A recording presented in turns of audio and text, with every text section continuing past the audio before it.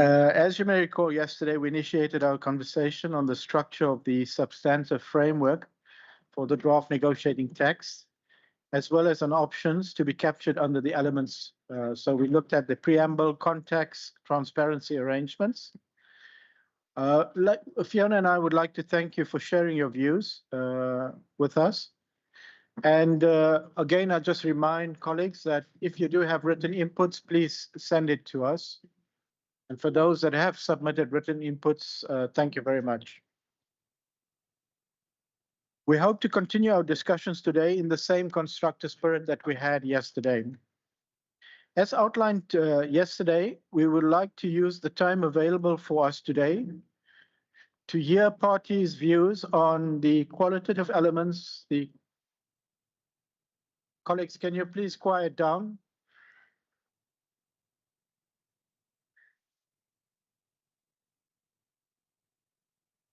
Okay, we are intending to look at getting your views on the qualitative elements, quantitative elements, and any cross-cutting elements that you see.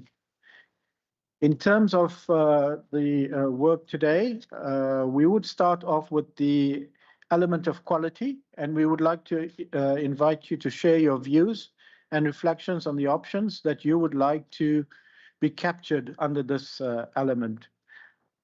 We will then also proceed to have a break at 12, and between 12 to 2, there will be lunch, but also allow opportunities for group coordination and that. With that, I'd like to open the floor for interventions, and so the floor is now open.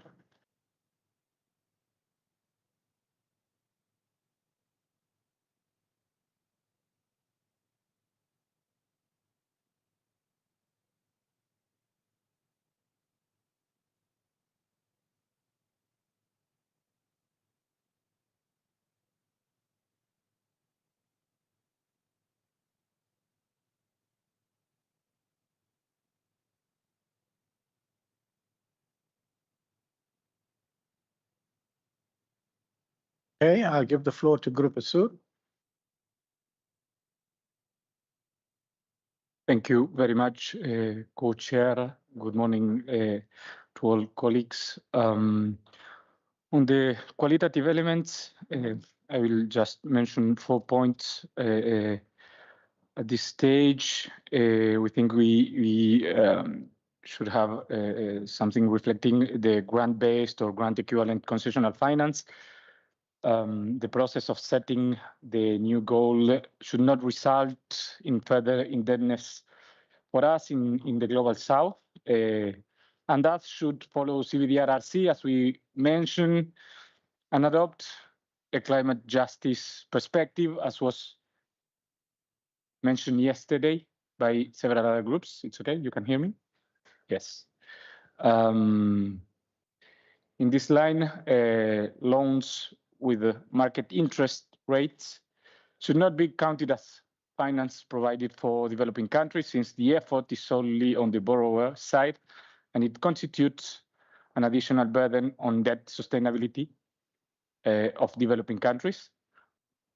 We should also strive for facilitated access to all sources of climate finance, since there is an urgency for enhanced action to keep the 1.5 goal within reach. And finally, we think we should, think on include capacity building, including on how to access resources available, be it through bilateral channels or through the financial mechanisms and MDBs. Thank you. Thank you very much.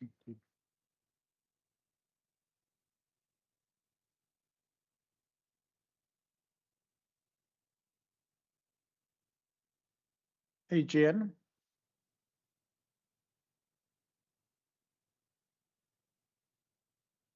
Thank you so much, Co-Chair. Good morning, colleagues.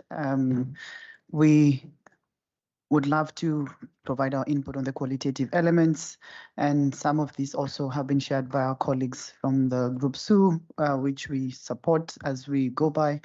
in terms of the details. So first and foremost, we would like to see in the qualitative elements what it is that does not count as climate finance. And in this, we would want to see ideally the terms of climate finance, which are additional to ODA. We also would like to see that there's a reference to any market rate loan is not counted as climate finance. And we also would want to see the grant-based grant equivalents as well mentioned in this, and concessional finance. We'd also want to see a representation of the fact that any finance flowing to developing countries must consider the fiscal constraints of developing countries as per previous decisions. And then secondly, we would love to see within these elements the fact that finance should respond to the needs and the needs of all regions. This means that there will be geographical based needs and geographical balance in the provision of climate finance. There would also need to be an element of the need for balance between mitigation, adaptation, and loss and damage. We would also need to reflect the disenablers of climate finance. One of them is definitely within the context of developed countries, the competitiveness that is influenced by domestic subsidies flowing to the wrong the wrong climate goals, if we say that, or the wrong side of the anti-climate goals, for that matter. And then number two, we would also want to see that there's a disenabler spoken to, which is the high cost of finance in developing countries. Also, the unilateral measures which are affecting developing countries. At the same time, we would need to address within the question of qualitative elements, and this is also in the context of the paper, something that we are concerned about. We've seen a mention of recipients. This is not agreed language, it's not mandated, so we would like to communicate our displeasure in the reflection of recipients, and we're not comfortable with that.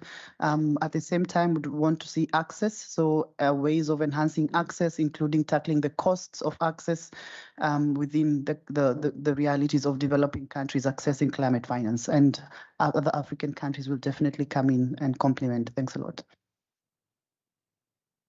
Thank you very much, AGN.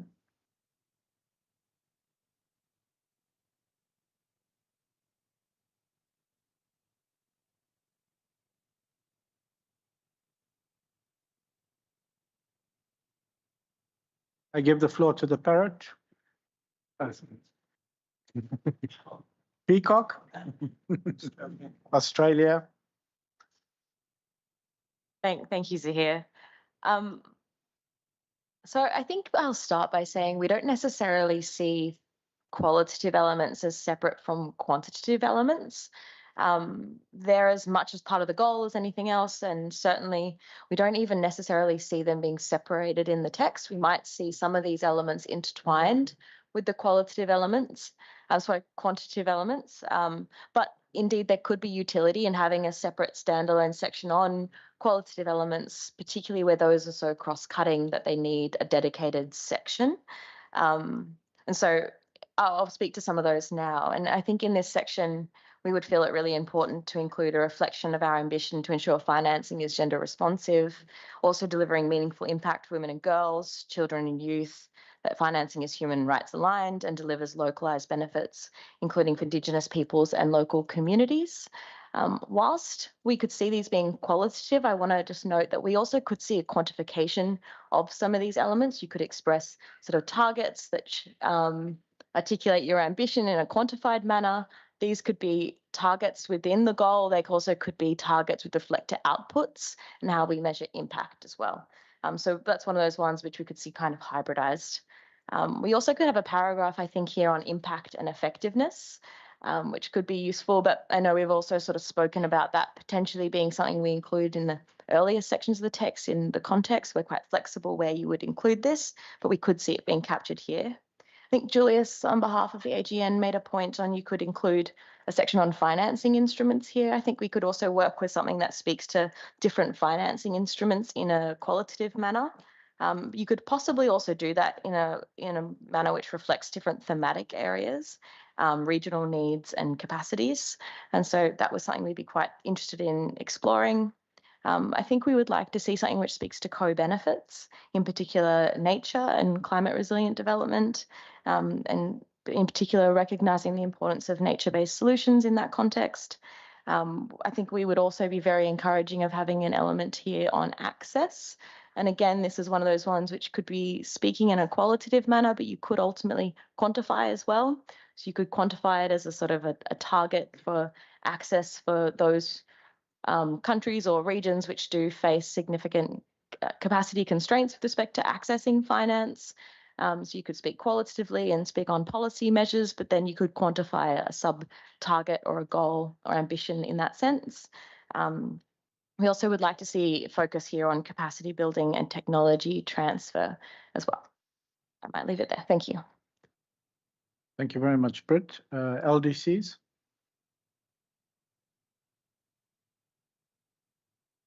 Thank you very much, Co-Chair, and good morning to all. For our group, access and predictability are very important. We have also stressed this a bit yesterday. For instance, addressing access modalities, cost of capital and high transaction cost in accessing the resources are very crucial. We have also had difficulties with co-financing. So this is something that we would like to mention. When you talk about the access modalities, NCQG must provide access features that operationalize the requirement on access channels to ensure efficient and in quick manner. Well, in the past, LDCs have had huge challenge in accessing adaptation finance. This is something we'd like to ensure that the NCQG adequately considers. Similarly, NCQG must be delivered to a large extent possible via provision of public finance in a grant-based manner and also highly consistent manner, because with grant-based finance, especially for adaptation and loss and damage, are very crucial.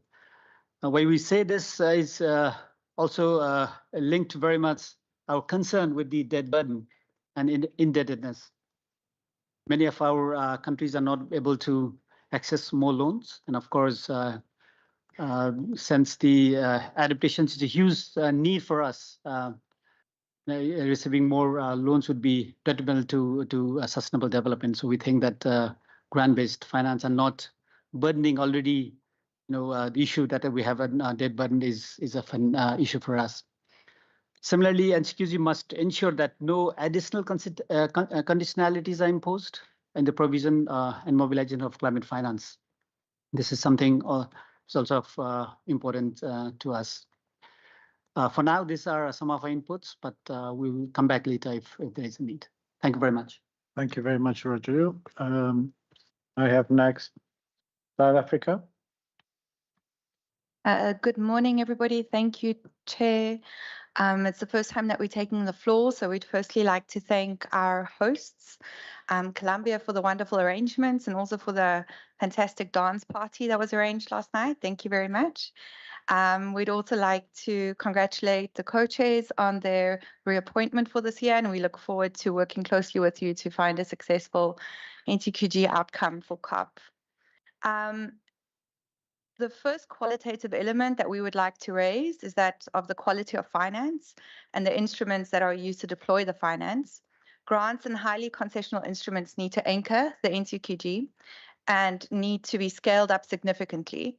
Instruments that add to the debt of countries cannot be counted as climate finance. We also support the views that were expressed yesterday that the repayments of loans should be recorded as backflows. The elements of the goal should take into consideration the need for support to be a net economic benefit for developing countries. We also think that it would be important to be very clear on which financial flows can be counted as climate finance and which not, and that there must be a clear and common methodological approach that would support the reporting and recording of these flows. Access remains critical. The NCQG must provide access features that operationalize the requirements on access channels to ensure efficient and swift access to enhance the coordination and delivery of climate finance for developing countries. Another qualitative element that we would like to emphasize is that of the equity and distribution. We also need to see measures put in place that ensure the equitable, geographic, and special needs spread of climate finance. We support the calls for the qualitative issues to include issues that relate to factors that create an unenabling international environment, which includes the cost of capital, debt sustainability, fiscal space, and unilateral measures. We would also like to add some additional context to the following specific items. On unilateral measures that are being employed, unilateral carbon border taxes that reverse financial flows from developing countries to developed countries transfer the burden of climate action to the most vulnerable. We believe these measures undermine the principle of common but differentiated responsibilities and capabilities and will damage developing economies, undermining progress towards the SDGs. A recent report by the Africa Climate Foundation indicated that the CBAM may reduce African exports to the EU by 5.7% and continental GDP by 0.91%, which is equivalent to a $16 billion reduction in GDP levels at 2021. On debt sustainability and limited fiscal space, this remains a key concern. Excessive public debt is a threat to economic growth of low and middle income countries around the world, and if mismanaged, could reverse decades of developmental gains. As an example, in sub-Saharan Africa, the volume of nominal public debt has more than tripled since 2010 to about 1.14 trillion US dollars at the end of 2021. And then lastly, the cost of capital also remains a huge hindrance to accessing the necessary finance. It is noted that emerging market developing countries pay on average 660 basis points more than developed countries for capital. So I think those are just important contextual factors that should be taken into consideration as we working on the NCQG. Thank you. Thank you very much. Next, I have Samoa, followed by the European Union. Morning, everyone, and thank you very much, co-chairs. So on the quality and just kind of about reacting to the different interventions, especially by the developing countries based on their experiences, there's this call that the quality of the climate finance, beyond just obviously the outcomes, but the terms and conditions on which this finance is being provided to developing countries is not fair. It doesn't fit within the confines and the ethos of what this regime is supposed to be about, which is trying to solve this environmental degradation issue, right, in a fair way. And I think this kind of discussion around the procedural definition of climate finance is quite important. We heard a lot about the substantive definition, which is, you know, the SCF and whoever else and all these other colleagues are trying to engage on what the definition is there. But I think many different colleagues are alluding to, for example, first of all, the concessionality bit, right? And how can we make sure those minimum terms are reflected in, and so that we don't have junk coming into the NCQG, the junk being things that essentially make life a lot harder for us to do baseline development, but even beyond that, achieving the issues of addressing climate change. So that goes to interest rates, as I highlighted yesterday. It goes towards minimum grace periods for repayments. It goes towards preferential maturity dates, as well as things like force majeure clauses that look at climate disasters and climate events and how that fits in. How do we make the concessional lending that does form a part of climate finance fair, standardized, so that we don't have inequities perforating out of the issuance of climate finance under the NCQG. The next thing is, and I think other colleagues were talking about it, is on and this is the reason why looking at how AOSIS divided up its submission, is that the importance of sub-goals then allows you to look at, for example, the question of quality with the different response types, noting that different response types may potentially have better abilities, for example, to engage in repaying a concessional instrument, and others may not. And I think that type of, again, fit for purpose thinking, intelligent thinking on, for example, in mitigation, what's type of the concessionality rules and the quality rules that you'd want to engage on there may not be the same for adaptation and will not be the same as well for addressing loss and damage. So engaging on the type of ratios that you would use from a concessionality perspective across the different response type is something that we would want to engage on and have potential options in the text. Which leads then as well to making sure that, as I highlighted concessionality, the concessionality bit must recognize the debt sustainability aspects of it. And I note that the AGN highlighted an interesting proposition on backflows, right, and reflows on the context of climate finance and how that is represented or potentially discounted in the context of those who do provide, because again, that is the flows coming out of developing countries in relation to their sort of addressing of the climate crisis.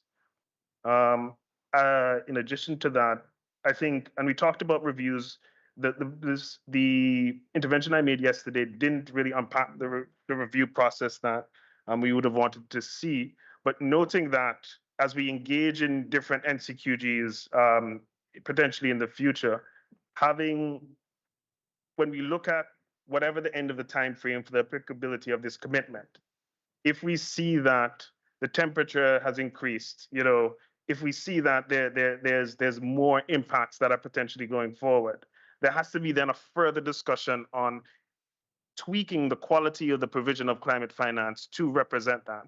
And so this is just going to link back again to how you outline any sort of revision and review or adjustment sort of provisions for the NCQG going forward.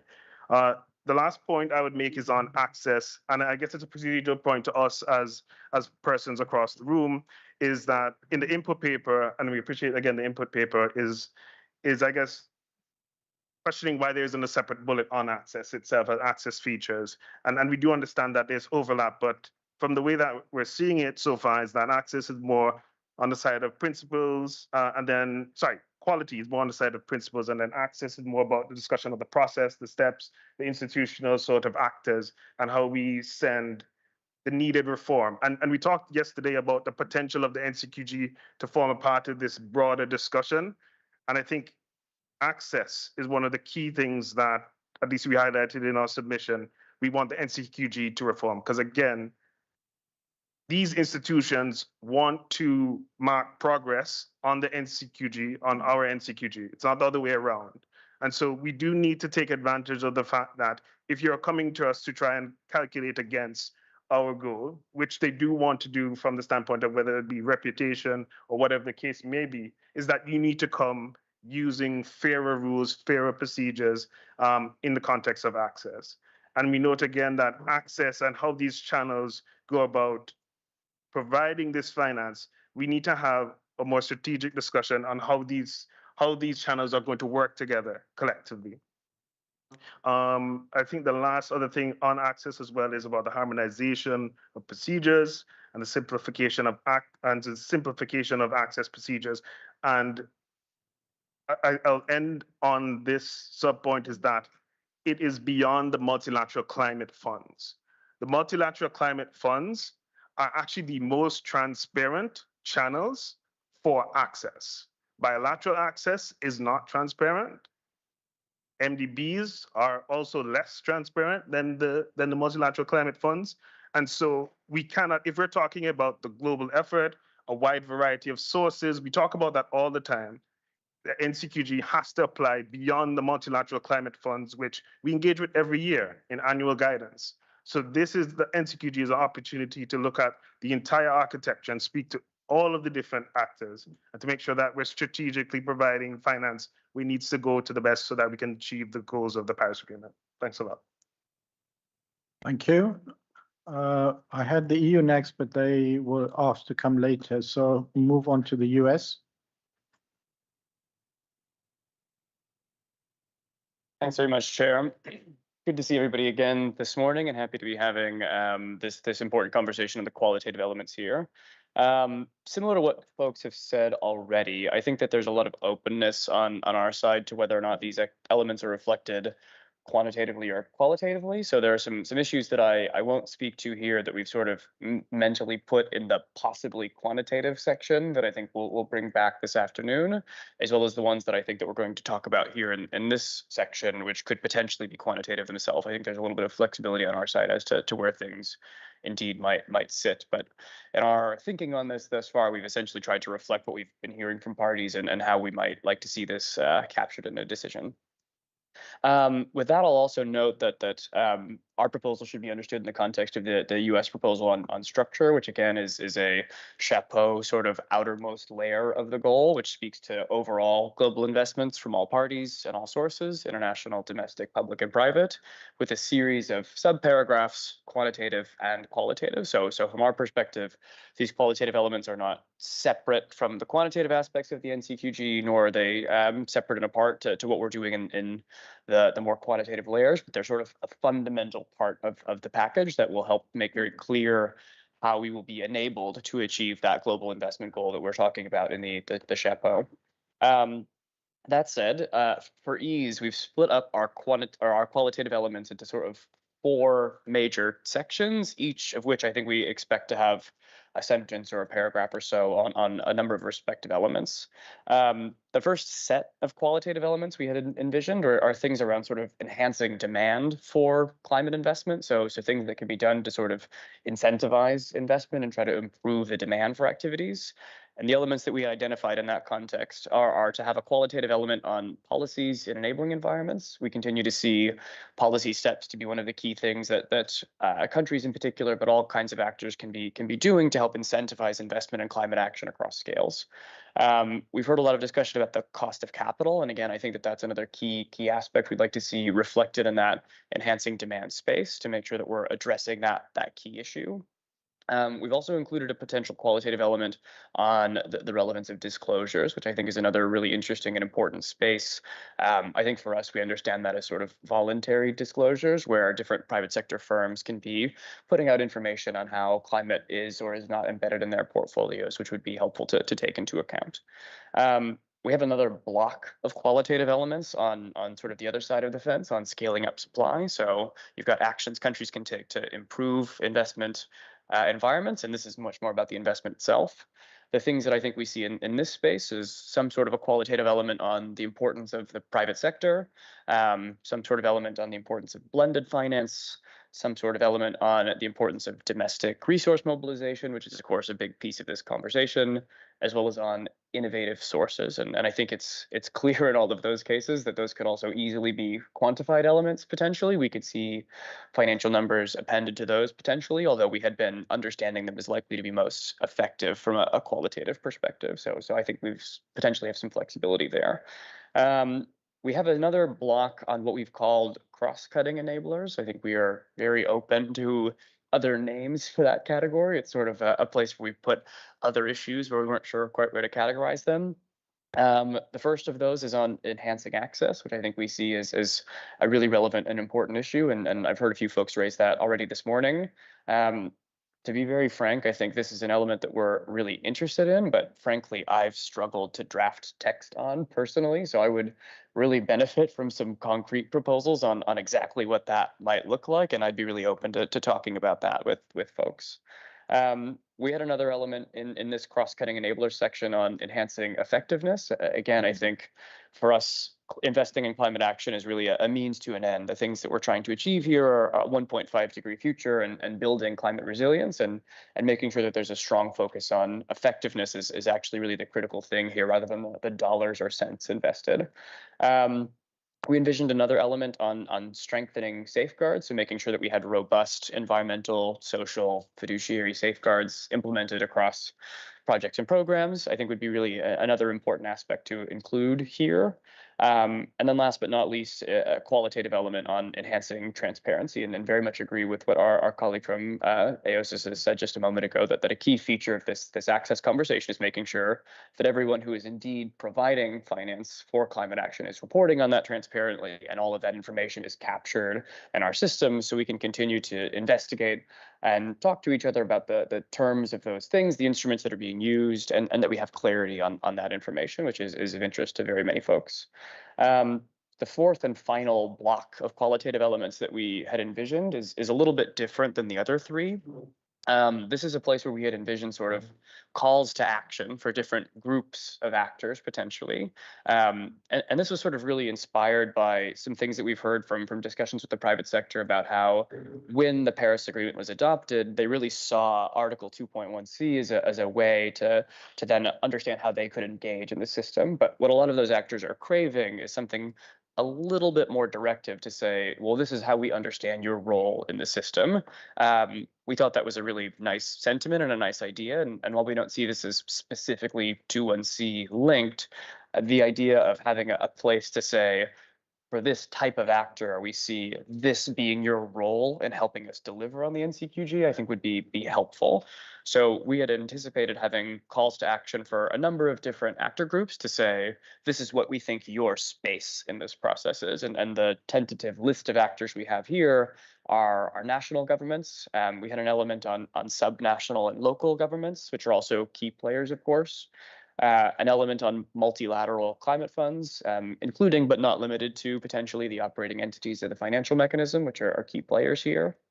The MDBs, of course, are another very interesting and relevant component of this, as well as private sector firms and private sector financial institutions. And we're trying to differentiate a little bit there between sort of your brick and mortar private sector financial institutions and your financial bodies that actually are more interested in the financial flow side of the conversation rather than understanding how their business themselves might be contributing to or affected by climate risks. So we think there's a bit of a useful differentiation there. So those are sort of the four blocks: enhancing demand, scaling up supply, cross-cutting, and calls to action, each of which we could sort of see populating with a number of aspects and then all being key contributors to then the quantitative layers of the goal, which we'll get to in the next session. So that's how we've been considering this, but really open to ideas from others. And as I hope folk can hear, we've built in a number of things we've been hearing through these conversations into our list. And I think we're very happy to continue to update it and take on board ideas as we go forward. Thanks. Thank you. LMDCs?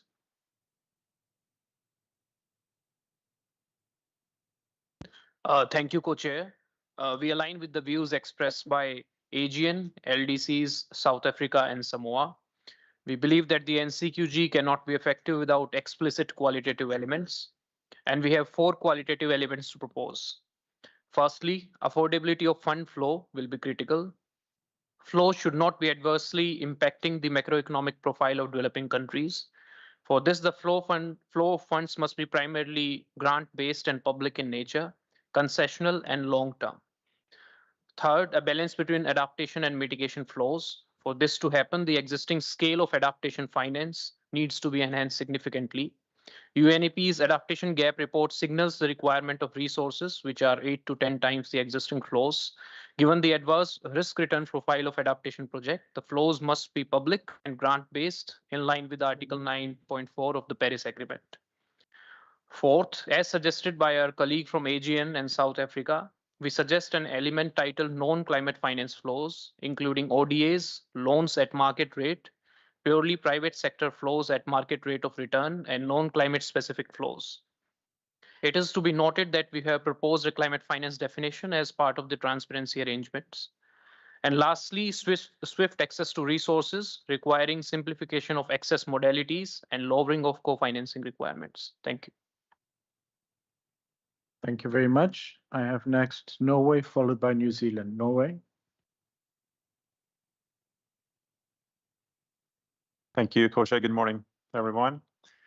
So for us, also the NCQG is an opportunity to send policy signals to parties and other actors and key players. And we'd also like to highlight the linkages between the quantum and the qualitative elements. If we are to achieve the quantum suite sets, the goals should give directions for the actions we need to undertake in the form of incentives, encouragements, call to actions, and etc. And we remain open to where these qualitative elements can be captured. And some could, for instance, be captured in the context. And we also heard ideas of that some qualitative elements could also be quantified. So I briefly touched upon some of these elements yesterday. Let me highlight a few elements. I think we'd like to explore how we could find language that speak to all parties. And this could be incentives more broadly for all parties to adopt the long-term perspectives in their budget planning and to integrate climate considerations into national development agendas. We also, I think, want to address how finance best can be used to implement NDCs and NAPs as part of country budget planning. Private sector is also a key issue that we would like to see reflected.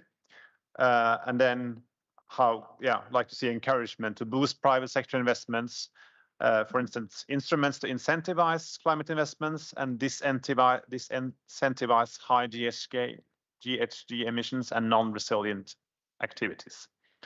We also heard parties raise concerns on potential impact of certain domestic policies and the ability of other countries to attract finance and a unilateral message. So we are open also to include language on encouragement to align domestic policies with international climate objectives and foster an environment that is conducive to cross-border investment. For us, impact and effectiveness is also key, ensuring that finance results in tangible outcomes and impacts. And the 100 goal, one of the lessons from the 100 billion goal, I think is not clear enough on this. And clear language on outcomes and impacts will also help us for tracking and reporting towards the goal. So I'll leave it at that for now. Thank you. Thank you very much. Next, I have New Zealand, followed by Canada. Thank you very much, Co-Chair. This is a really rich discussion so far, and I think highlights the importance we all place on quality within the NCQG. As mentioned, I think in my intervention yesterday, we would see these less as separate elements, but more woven in with other elements of the goal, following on the conversation on interlinkages that we had during the technical expert dialogue. But I'll speak to them as just individual elements. The first one I want to pick up on is access, and we've had a few really strong interventions on that today, and I fully echo all of that. No matter how grand or great we make this goal in terms of finance flows, if we stick with the status quo of access today, we will not achieve the goals that we have set ourselves. And I fully support the comment by AOSIS that this is in Samoa, that this is not just about multilateral climate funds. I've personally found the discussion on access to be often dominated by that, and that is just one important source of finance flows that the NCQG needs to speak to, and we need to be working on access for all sources of finance. We think there are a few ways that the goal can try and promote this, either as sort of qualitative references or reflecting in quantitative targets towards these as well. Some of these we would include references to programmatic approaches, capacity building for enabling environments and absorptive capacity in developing countries, encouraging the use of flexible financing modalities such as climate tag budget support,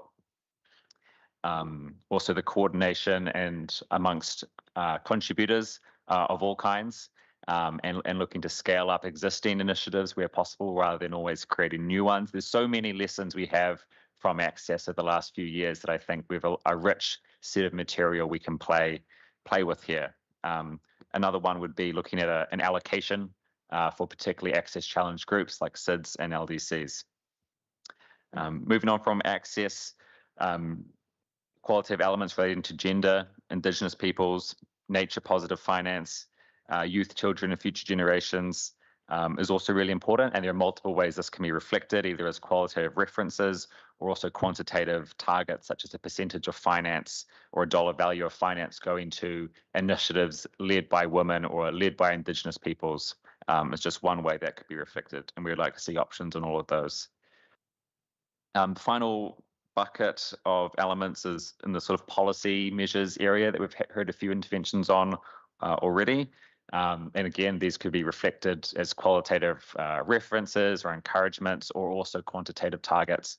One of these would be the alignment of finance flows with trajectories towards limiting global warming to 1.5 degrees, for example. That could be a general call, or it could be X% of finance flows to have that alignment.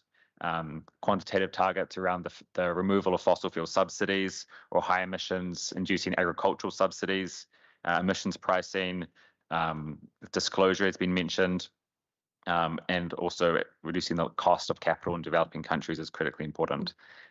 Just to finish, one of the interventions that I just heard that I thought was quite interesting was this one around calls to action for a range of different actors. It's not one that I've personally thought a lot about, but I know we often discuss this kind of balance between how specifically we can talk to actors outside the regime, and we're always working hard not to step beyond our lane in this regard. And that framing of calls to action, I think, feels appropriate to me in terms of where we can go, while also trying to sort of capture that thing that we want, which is to send strong signals for action out there into the real economy. So thank you very much, and I'll leave it there. Thank you very much. Canada, followed by the Arab states. Canada. Thank you, co-chairs. I'll start by saying that I think we definitely see the value in having quite strong qualitative elements, because they're really key in moving the goal beyond just being a number and focusing on effectiveness and impact and enabling finance to flow where it's more impactful. Just to preface, I think like our views shared on context yesterday and echoing the point by Australia, we definitely see value in potentially capturing some of the qualitative elements in a distinct section of the text, but also weaved in throughout the multiple layers of the quantitative goal, where they are more directly related to some of these quantitative layers. So for example, on actors, instruments, policy incentives. So I will touch on that later today when we move to the quantitative section. In terms of elements that are more cross-cutting and could be captured in more distinct qualitative paragraphs, I'll just highlight a few that are of particular importance to us. So first of all, elements highlighting children and youth, workers, local communities, and also some strong language on gender considerations, for example, with a reflection of the need for gender transformative climate finance. In line with that as well, specific elements acknowledging the specific vulnerability of Indigenous peoples, but also their key role in expertise and knowledge sharing on best practices for climate finance. I will also echo points made by various colleagues on language on nature and biodiversity co-benefits, as well as acknowledgement of climate resilient development, because they get to this idea of climate as being interconnected to various other crises, which we think should be related qualitatively to the goal. Next, going back to the idea of impact, we'd like to see some language acknowledging the need for enhanced impact and effectiveness. And in line with that, some of the qualitative features I just highlighted, we think could be complemented by quantitative impacts and indicators, targets, for example, a percentage of finance supporting gender equality and equity considerations, some impact indicators on GHG emissions, adaptation beneficiaries, elements like those. And then finally, I would say last category of elements we would like to see captured qualitatively relate to access challenges, including acknowledging various existing barriers to climate finance. So a lot of colleagues have spoken very well to those barriers, a wide range of procedural hurdles to debt burden consideration. So we would be keen to see language reflecting this. And then in line with the access considerations, also language on the fact that finance should flow with priority to the most vulnerable and also to recipients who demonstrate climate ambition, with the potential here to highlight specific groups, for example, SIDS and LDC. And then I know themes have been mentioned by a few colleagues, so I will touch on our view on themes very briefly. So we think themes should be included as a qualitative aspect of the goal, if they are included at all. And for us, this makes sense because it enables a focus on the effectiveness of the flows that are directed towards teams, as opposed to quantitative sub-targets. So for example, it could be mainstreamed as part of language on impact in that qualitative section. And I'll just end by saying that overall, we really see a common backbone for qualitative features as an overarching aim to articulate a goal that's focused on transformation and whole of economy change to be more effective than what we've done in the past. Thank you. Thank you very much. I have next the Arab states. Thank you, Co-Chair. And on behalf of the Arab states, we're concerned to see the color in your clothing revert back to less colorful. So we hope all is well with you, Co-Chair. At the outset, we'd like to support the LMDCs, LDCs, AGN, Group SUR, South Africa, and IOSIS. For our group, our two highest priorities for quality are the fact that the support needs to be grant-based, as well as number two, the alignment of support with national plans, whether that's NDCs, NAPs, long-term strategies, and so on. Just in a big picture, when we talk about quality, it's important for us to highlight something. Market rate loans to support movie productions for movies that have a scene about the environment is not climate finance. And we'd like to note that this is a real example. For us, that's why we focus on climate specificity and grant-based support. Access needs to be a standalone element. We fully agree with IOSIS on this point. Access needs to be efficient and swift across all channels for all developing countries. And for us, we view this as a matter of channels of where developed countries' support is channeled, rather than a matter of sources. We're also happy to hear that countries are agreeing to the dangers of unilateral measures, and we see the value of calling on developed country parties to seize such measures in line with Article 3.5 of the Convention and the latest GST decision as well that references this. All paragraphs of the framework or the draft decision must be fully in accordance and with and not contradict the provisions and principles of the Convention, as it's the framework agreement governing our climate regime. We also echo IOSIS's sentiment that support should flow to all developing countries, including small markets and all market sizes on our financial terms, taking into account cost of capital and transaction costs. Domestic resources, as we said previously, are not part of the NCQG. We just want to clarify this. For us, the NCQG is the carve-out out of climate finance that reflects developed countries' commitment to providing and mobilizing support. We want to note that trillions of dollars each year are allocated to Annex 2 countries' national budgets. The budgetary approval processes in these countries remain slow, bureaucratic, and dependent on politics, and this has prevented funding allocation. Developed countries must decide whether they have the political will to treat climate as a priority rather than a sub-item under a poorly allocated budget for international support. Therefore, under quality, we call on developed countries to institute budgetary process reform. Support should be a net economic benefit for developing countries, taking into account the impacts of climate change and the response to it. This is a very key element for us and includes considerations such as ownership of developing countries of their critical infrastructure, net flows, whether after a loan period developing countries would make or lose money, and how support drives sustainable development and economic growth in developing countries. We must remember that the right to development is a human right. The NCQG is the carve-out, again, of overall climate finance that reflects developed countries' commitment to provide and mobilize climate finance. On enhancing the demand for climate investments, we need to address substantial and coercive incentive packages in advanced economies that are driving investments away from developing countries. There is enough supply of projects in developing countries. The need for finance to actually support NDCs and other national plans is what we need to address in the NCQG. A qualitative element of delivery that could be quantified in the future is how much $1 provided by developed countries will mobilize in terms of private investments. And we need to also add a dose of reality back to our discussion on some issues.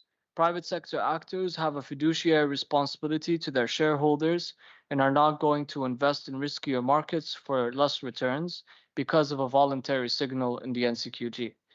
Thank you. Thank you very much. I have next the European Union, followed by Palau. Good morning, colleagues. Just to start off with general comments. So we don't see these clusterings as fixed compartments in the text, as already mentioned yesterday. So there might be some qualitative elements also speaking to quantified elements, or there might be qualitative elements being elements of their own right. So, and I now quickly run you through a list. There are elements that others touched already on. So we would like to see something on recipients, like channeling meaningful support to the poorest and most vulnerable, in particular ACs and SIDS. But we would also see a phrase there, accommodating the most ambitious countries who require support to implement very ambitious plans. We would like to see something on policies and enabling environments, as well as a part on strengthening capacities. So we see the NCQG can be maximizing by having policies, regulations, standards, and incentives in place that incentivize climate investments while reducing flows going to harmful activities, including a reduction of fossil fuel subsidies. The NDC itself can facilitate capacity building for these enabling environments, as well as for enhancing absorptive capacity. We also see a section on capacity building technology transfer in, as well as we would like to see sections on debt vulnerability, fiscal space, cost of capital, as has been mentioned already, to acknowledge the difficulties faced by developing countries there and to encourage the use of innovative instruments aimed at addressing them as part of climate finance, such as highly concessional finance, de-risking instruments, as well as debt swaps, to name a few. Safeguards related to enabling environments. So we would like to recognize the importance of developing and applying safeguards to avoid greenwashing and to ensure that the NCQG is not hindering sustainable development and poverty eradication. On access, I think that has been mentioned by nearly everyone. So we want to see an element on access there, but we see that we should do some work together here on how to capture access. So maybe that is a topic where we want to spend some more time on together to find the right way of addressing it.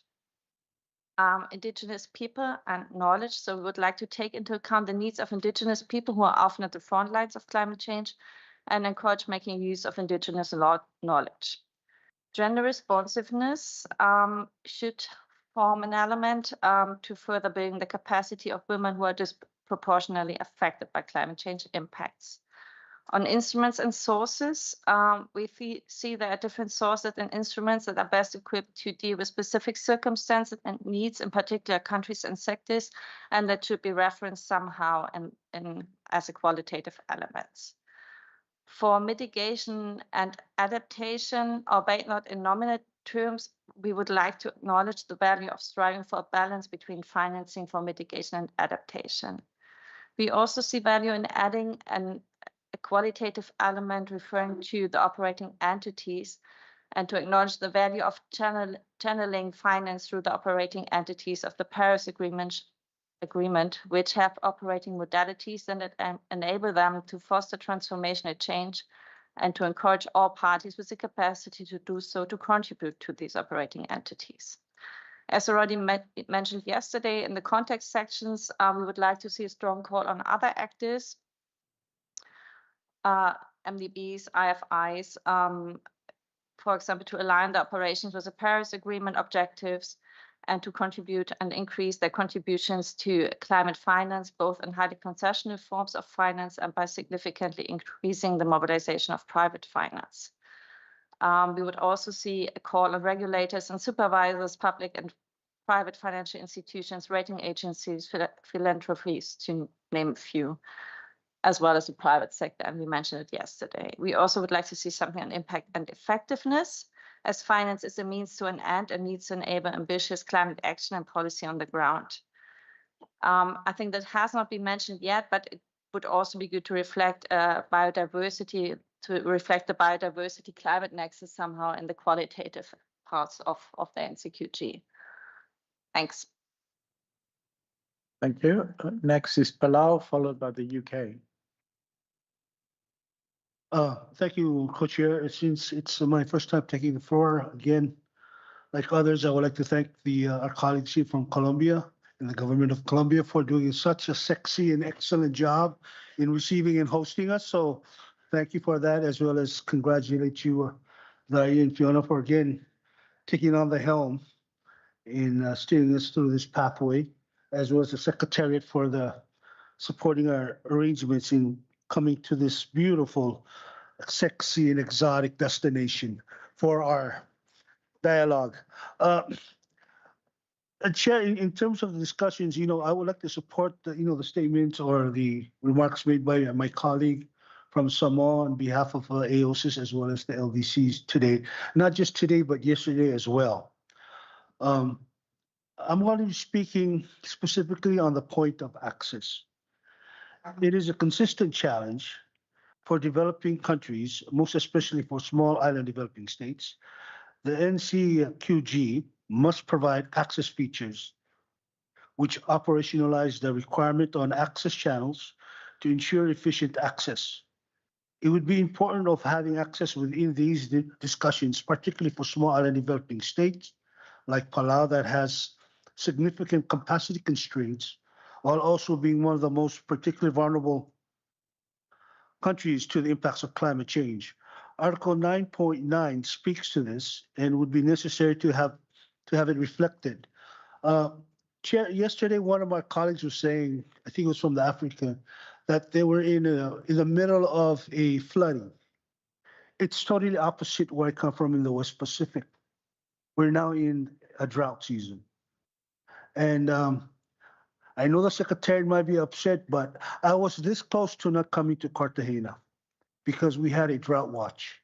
And I was not going to leave the island knowing that my family eventually will need me to come back and coordinate how we're going to get this water if we need to distribute water in the community.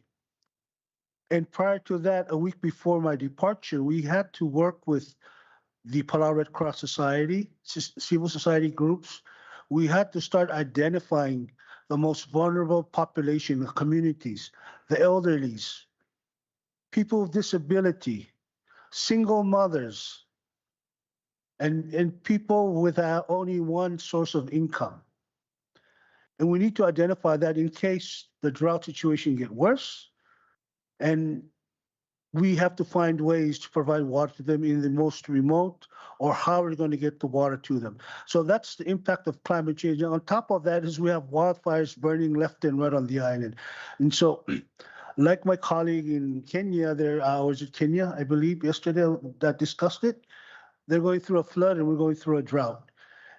And when we're in Qatar for the COP, that was one of the most frustrating time in my negotiating career. Because while we're there, I think it was Haiyan that came through our part of the region. I felt so lonely, so upset, so despaired that I had to walk away for 2 hours and sit in a corner and was crying because I was not there to help my family. 11 months to the exact date of Qatar, I think it was Bofa that came through. I arrived in Paris a week late because I told myself in Qatar I will never, even if it's a climate change meeting, I will never leave my family alone to face this without me being there. And so I was this close, Secretariat, and then luckily, a week before the departure, the good Lord answered our prayers. We got rain, but not just water. I had to tell myself that at least the reservoir has to be filled by 85% capacity before I can leave. And sure enough, the reservoir, we reached 87% capacity full. So that gave me a sense of insurance to come down. So that's the urgency. So when we talk about access, it has to be efficiently in a timely manner, but not just getting access to it, but getting the funds, the delivery down to small island countries that really need it. Because once you get the access, it's great, but then all the paperwork and the waiting for the drawdowns to come to the islands, and then you have to figure out the high transition cost that comes to the island, that comes along with this whole situation. So, and then you have that long period of 3 years. You submit it, 3 years goes down the line, you get approved. Well, for a lot of small island developing countries, especially like Palau, we have atoll communities. For those that do not know what an atoll is, imagine a huge sandbar and you have all this vegetation and people actually live on it and they're only dependent on the waterlands. And my colleague from the Marshall Islands know this a lot better. So by the time you submit your application, right, this very difficult access to get through it, all these requirements. You have to sign off on this, the stock review, whatever. You put it all together, goes through. 3 years later, you get the financing. But 3 years later, when you go to these atoll nations, the shoreline has been washed away. What you were trying to address from the original application, and when you finally receive it, the cost has increased or it's no longer valid because people are moving away, the waters are destroyed. So that's when we talk about access. Access has to be in a form that hopefully that when we do this regime, we can look at it like regional. And so small islands cannot be held hostage to this universal criteria that does not meet the fit for purpose. As we often say it here, it should be fit for purpose. But for the past 10 years, this fit for purpose has not happened in the small islands. So that's, I just wanted to elaborate on the quality of finance. It would be important that the NCQG be strongly centered around the provisions of public finance from developed countries, with grants being central to this. Article 9.4 would need to be reflected as such. The NCQG must address the disenablers of climate finance, such as the high cost of capital, high transition costs associated with access, unilateral measures such as the CBAM and evolving needs, etc. When we're talking about how we should talk about equity, right? Palau is dependent on the tourism market. Like my colleague from Samoa said yesterday, we don't have big resources. There's no mining. We don't have a lot of things that we can as privatize. Even our agriculture is very small. It's only enough to feed the population. We don't export anything but tuna. And then tuna, again, is very seasonal, depending on the time of the year. And so when you say that we need to take grants, well, are we really taking, loans? You're putting the debt on our future generation. And we want to avoid that. Because right now, if you go to small islands and you look at all of us, most of the small islands have taken out loans for just basic human services that it's either exaggerated or has been increased due to climate change that that was never part of the national budget. And so if we look at so-called looking at our domestic finance, there is no domestic finance. How are we going to improve that? Because we are very limited in terms of the economy of scale. And I've been listening for the past 3 days that, if we do domestic policies and enablers, so you can get investors to come in or private sector to come in. My colleague from Samoa hit the point. We are a very small market that we do not see big companies coming in. And also it reminds me of the movie Field of Dreams. If you build it, they shall come, right? So what's the guarantee? If we do it, they shall come, but who's going to come? We don't want any private sector. We want quality, long-term partners. And I think for small islands, it will be a very difficult challenge for us to get that. Because let's be honest here. A private sector would rather go to a very big population because it makes them look good, publicity-wise, public relations. But if they go to an island that's only about 40, 50,000, it's not going to get the bang for the buck. That's the issue that I think is that we have to look at in terms of when we look at private sector privatization, because all of this, it will be birds migrating to the other side. And while in one part of the planet, which is in the small islands, we'll be left behind, and we still are being left behind. So this discussion that we're talking about must please, and I implore with everyone here, that we need to work and that we need to also make sure that we learn from what was the lessons learned from the past 10 years that did not work, and let's try to improve best practices so we can be accountable for that too as well, because we want to be partners. And then finally, on the definition of climate finance, the climate finance definition is of an increasing importance that left up to me. We have to decide where we're going to start, because if it's up to me, it's not ODA. It's not bilateral. right? It has to be new and additional. So we need to look at climate finance. What does it mean? Because if we are asked to put our own domestic climate finance, it's not going to happen. It is not going to happen. And that with me now, especially being I'm going to brag a bit, but I am a first-time grandfather. And so I have a granddaughter that just turned 1 year old, right? Every day when I pick up my granddaughter, I look at her and says, what's the future I'm going to leave behind for her? What's the future I'm trying to make for her in the future? And my number one question is, will she leave Palau in 17 years from now to go live in another place? And eventually, when she has to talk to my future grandkids, great grandkids, who said, oh, Palau was a paradise, Palau was this, but they would never know Palau because, again, we are kind of being cornered, the small islands are being cornered into this corner of the room and left there because, again, access is slow in coming. Access is difficult. Then when you do get the delivery, that's slow and it's very slow coming for us for the delivery. Getting all the red tapes just to get the money down to the island. And then it's expensive because we're far away, we're isolated. We are subject to any catastrophe. The war on Ukraine, our fuel prices has gone up unexpectedly. The inflation cost has gone up. Now, for bigger countries, 3% might be nothing, but for small islands, that 3% translates to about 6 to 7% of inflation. That's what it means for us in the small islands.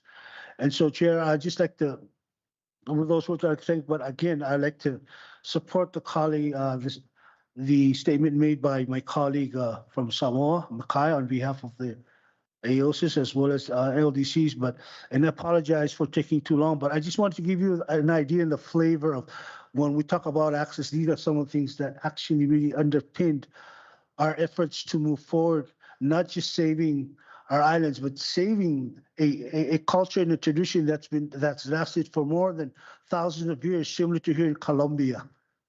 Similar to other big countries, thousands and thousands of years are on the verge of the brink of being destroyed because we are very slow and forthcoming with our resources to support the most vulnerable. And those are the small islands. I thank you, Chair. Thank you very much. United Kingdom, followed by China. Thank you, Co-Chair. I'd like to start by saying that I really welcome this conversation. As has been emphasised by a number of people in this room, it's key to ensuring that we have a goal that will be fit for purpose. Like Australia and others have mentioned in the room, I think we can be flexible as to how these qualitative elements are reflected within the text, but there's a few points that I'd like to make, noting that others have been made by others, so I'll keep this brief. Firstly, that the goal must reflect co-benefits for people, climate and nature, including through nature-based solutions. And we must also address the needs of underrepresented communities.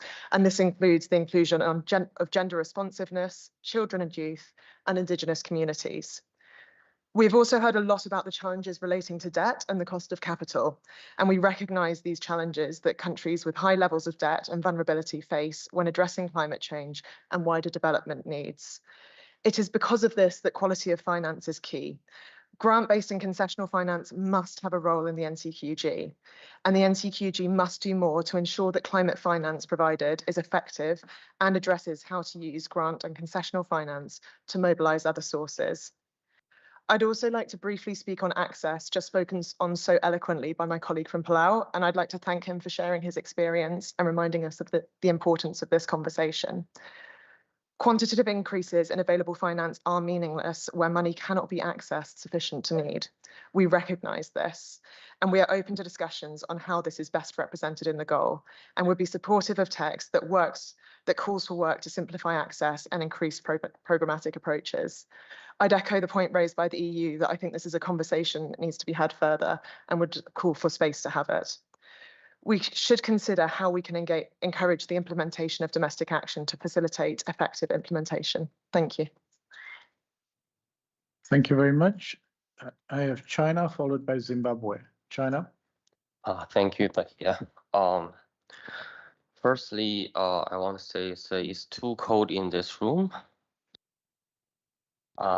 take into account we are here negotiate critical issue to address global warming, and I'm not warm enough. All right. Okay. China align ourselves along with LMDC, AGN, Group Sir, and all the other developing countries. As we convene to discuss this critical matter of quality and quantity in climate finance under the new goal, it's proactive that we address both aspects with utmost diligence. The NCQG must provide a clear agreement on burden sharing among developed countries, ensure their fair share of collective obligation to provide climate finance. This goal should prioritize predictability, transparency, and accountability in funding allocation. However, recent trend in climate finance raises concern. Over the past 5 years, contributions from the private sector in developed countries has remained stagnated at around 14 billion, indicate a lack of substantial increase in mobilizing through public finance. Similarly, public finance figure has shown only modest 6% increase from 2018 to 2021. However, it's noteworthy that MDB and multilateral organization has increased their contributions by 25% during the same period. This shift in the obligation trend in public finance from developed countries, as highlighted in the OECD report, which has no standing in your FCCC, underscore the need for renewed commitment and more robust action from developed countries.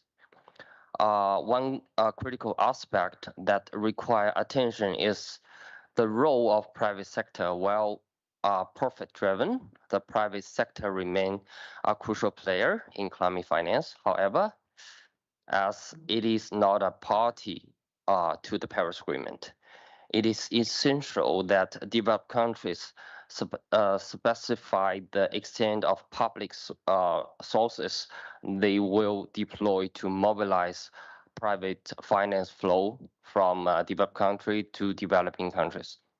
This will ensure that private sector involvement is effectively channeled towards climate action in alleged with commitment made by developed countries. Moreover, to ensure the quality of climate finance, developed countries must adopt a unified definition and methodology. Loans provided at market rates and private finance flow expecting market rating cannot be considered climate finance under the NCQG. Instead, a unified definition and methodology are necessary to ensure that climate finance serve its intended purpose of supporting developing countries. Finally, we want to emphasize there's no common interpretation of Article 21C of the Paris Agreement and a clear understanding of Article 9 of the PA in who is responsible for providing financial resources. Thank you. Thank you, China. Zimbabwe followed by Kenya. Thank you very much, Co-Chair. Let me start by acknowledging the government of Colombia for hosting us. We extend our gratitude.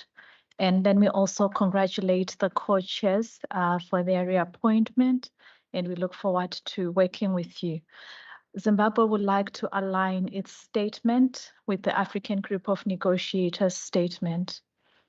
From a Zimbabwean perspective, with that at a minimum, there's need for an operational definition of climate finance so that we are able to understand and account what we are talking about. And this emphasizes the importance of predictability, transparency, and accountability in delivering the NCQG. We also envisage that the NCQG should also be informed and be in the context of sustainable development and poverty eradication. And climate finance informing the NCQG should be based on needs and priorities of developing countries and support country-driven strategies such as the national determined contributions and the national adaptation plans, and be informed by the needs also in line with the temperature goal. In relation to the themes, we envisage that the NCQG should support both mitigation and adaptation, and also take on board the decision of COP28 on NCQG in terms of loss and damage, which is also have become a pertinent issue for Zimbabwe. We also envisage that the NCQG should ensure equitable distribution of climate finance and leaving no one behind, especially for countries that are vulnerable, and climate finance has not been flowing in a way that should be flowing as it relates to the elements of access. So we envisage that equitable distribution of climate finance, also enabling access, would be a critical pillar. Climate finance should also be delivered at scale and also be accessible and fit for purpose. And I think my colleague from Palau has really explained what fit for purpose means, and hence this needs that the NCQG should be centered on public financing and also largely grant financing. There are issues that we envisage to be addressed also from an unenabling environment, which also affects developing countries, and Zimbabwe has not been spared. And this includes the issues around high cost of capital, high interest rates, high transaction costs, and also the high indebtedness of developing countries, and the need to ensure that climate finance does not enhance the indebtedness that the countries are already experiencing. And of course, the need to address the unilateral measures. And lastly, we envisage that NCQG will also be gender responsive. Thank you very much. Thank you very much, Zimbabwe. Kenya, followed by Switzerland.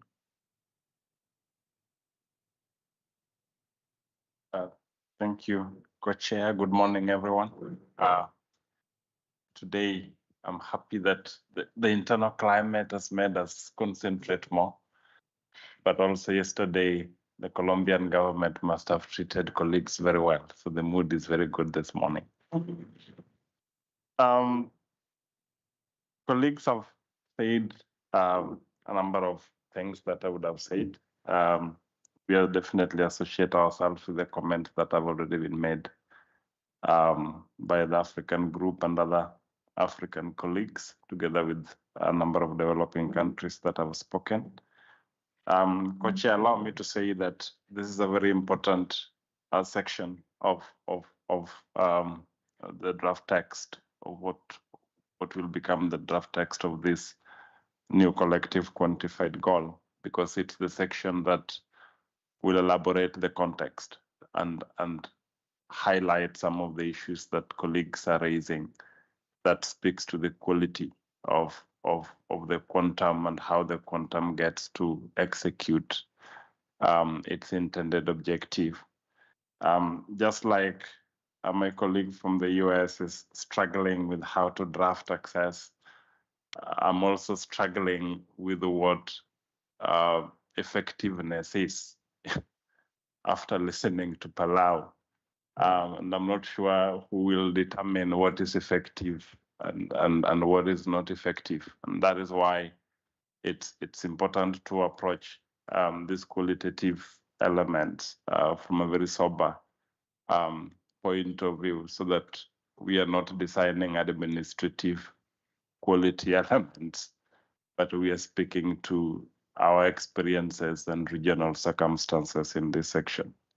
A number of colleagues have highlighted some of the things that are important, of course, but it is our view that a number of those things have already been accommodated either in the preamble of the Paris Agreement or under the principles already agreed. Some of those include aspects of local communities, aspects of indigenous people, the imperatives of just transition. So we see that this section will either bring that the language is agreed or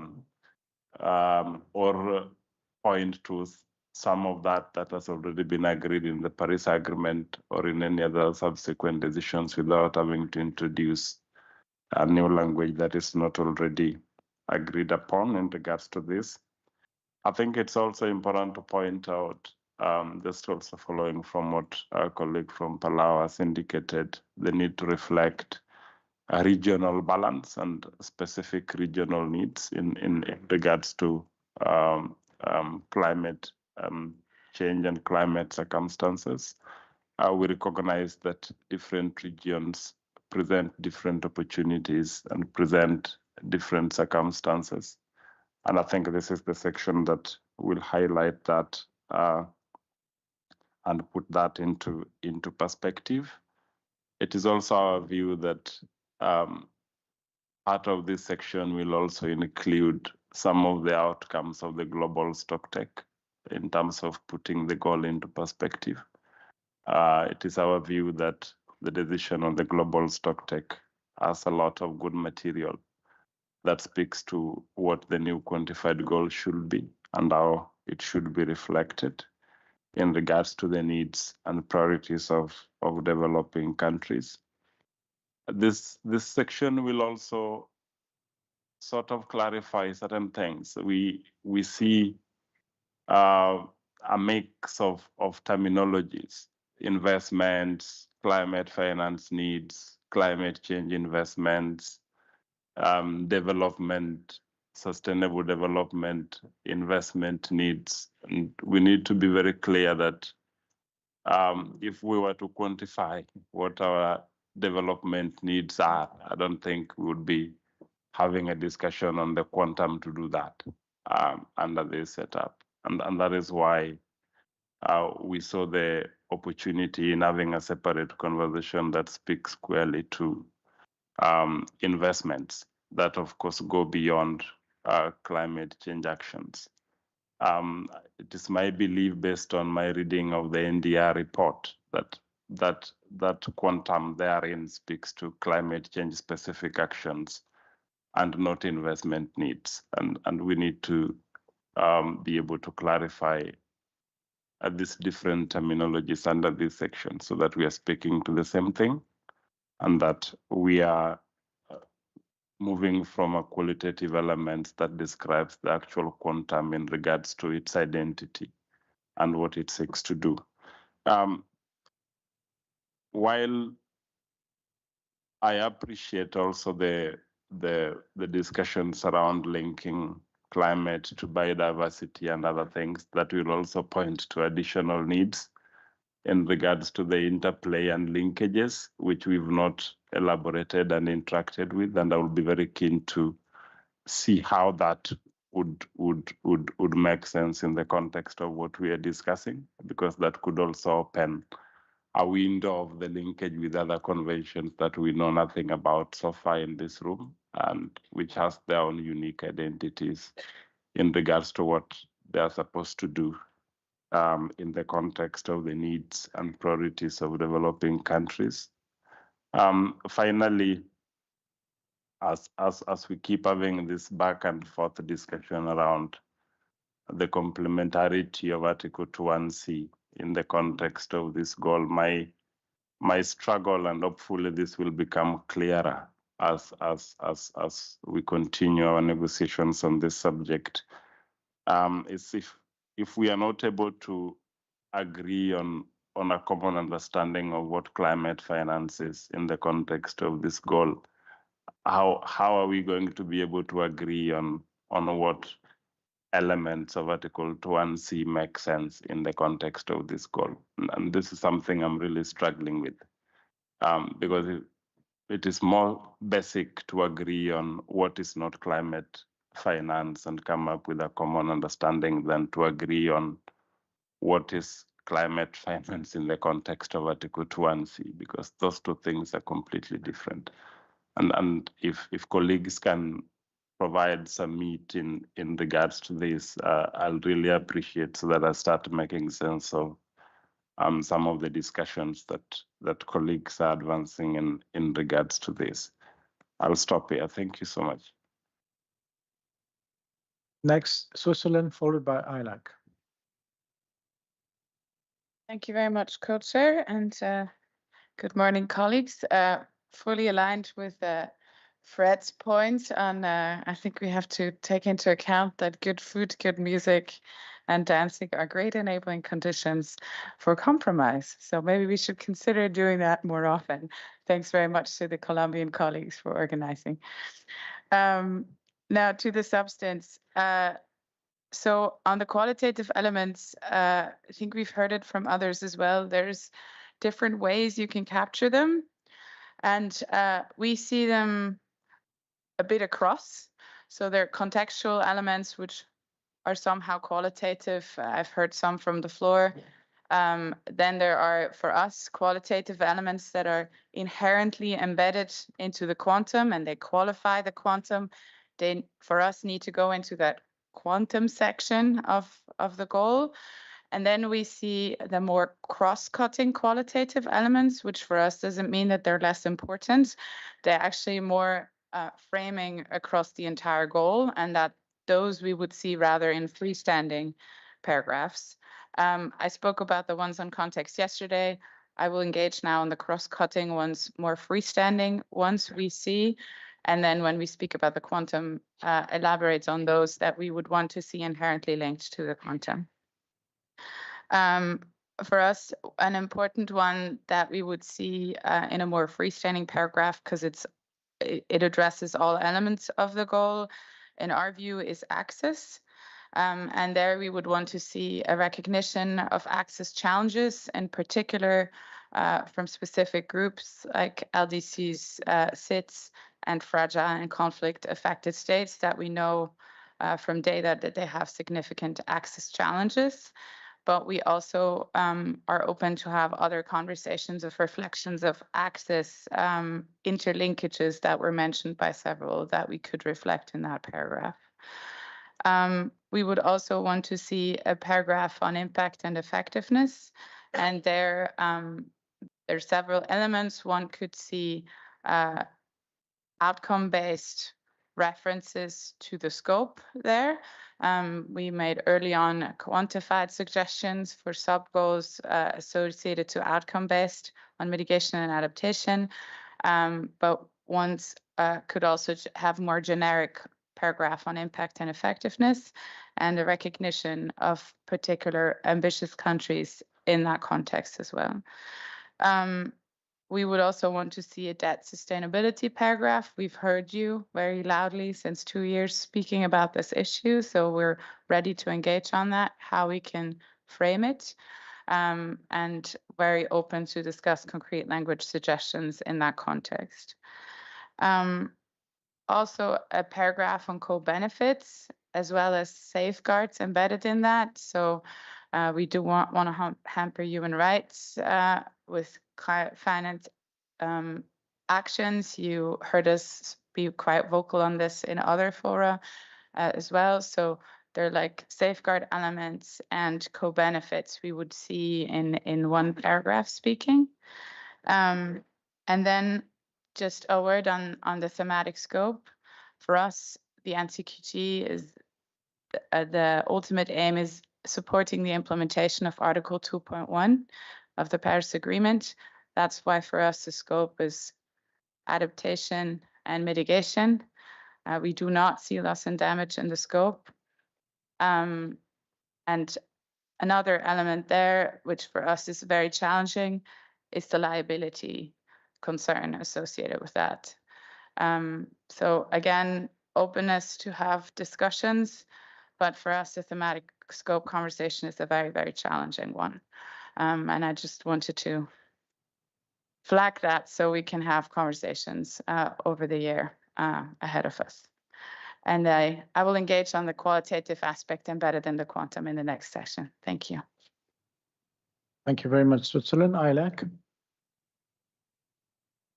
Thank you. Thank you very much, Co-Chair. And it's true that we're having a very constructive environment and conversation. So I hope that we can keep in this period, especially because today's the last day of session. So, and again, reiterating how happy we have been to have you all here.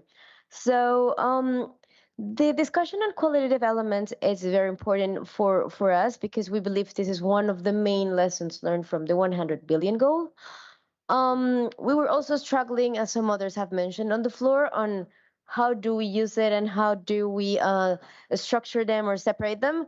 I think that the previous proposal, it's very interesting, and we will be ready to talk about that, like the freestanding and those that are related to the quantum. But we can see in the process how we can fix the different elements we have been mentioning here today, and very glad to see that there are a lot of convergence in our conversation. So, regarding the quality of finance, we would like to echo the comments of our developing country colleagues, and also happy to see that some of the unenablers that we have been mentioning across for years and that we struggle a lot are being also introduced and incorporated more and more. And we're happy to see how we can engage on having them more developed here. So the first element we would like to see here, it's an element of the quality in terms of the cost of finance, the affordability of finance. So in our region has been marginalized to concessional finance, which has been one of the struggles we have been dealing with, and that has been debt inducing. And when we are talking about debt, we were mentioning the intergenerational responsibilities we're also placing, but along with that, there's also a present responsibility. And if you see like UNCTAD reports, like many of our countries are spending more in debt service than in all the development challenges we're having. So we don't think it is appropriate to, when we are talking about climate finance, to be inducing more debt that goes against the spirit of the Paris Agreement, which is also in the context of sustainable development and poverty eradication. And that's why we're calling very strongly to have all these elements in the same variable. So as other colleagues have mentioned, we would also, in talking to the public element of this, we would not see loans at market rates being counted as part of this public element. We also look and we note with concern that unfortunately what's happening with public finance is that it's starting to behave as private finance. So it's crowding out even private finance, and we can see these in the SCF reports and others. So kind of like the very particular and the added value of these flows that are so necessary for us and that are aimed also to go to those areas in which we struggle to find other sources of finance for, it's not happening. So when we are talking about these fit for purpose or other terms that have been put into the table today, this is some of the things that we should see. Is really finance being allocated to where is it needed the most, or are we just making profit and importing low-cost capital from developing countries and doing, which is not the aim of, like this kind of flow. So this is something that we would very much like to see. Ready to engage with South African proposals on how do we treat like once the debt is paid. And we will see that like the net flows will be like developing countries have more resources going to developed countries than the other way around. It's very likely that this is the result that we will be having there. So very interested in seeing that kind of data.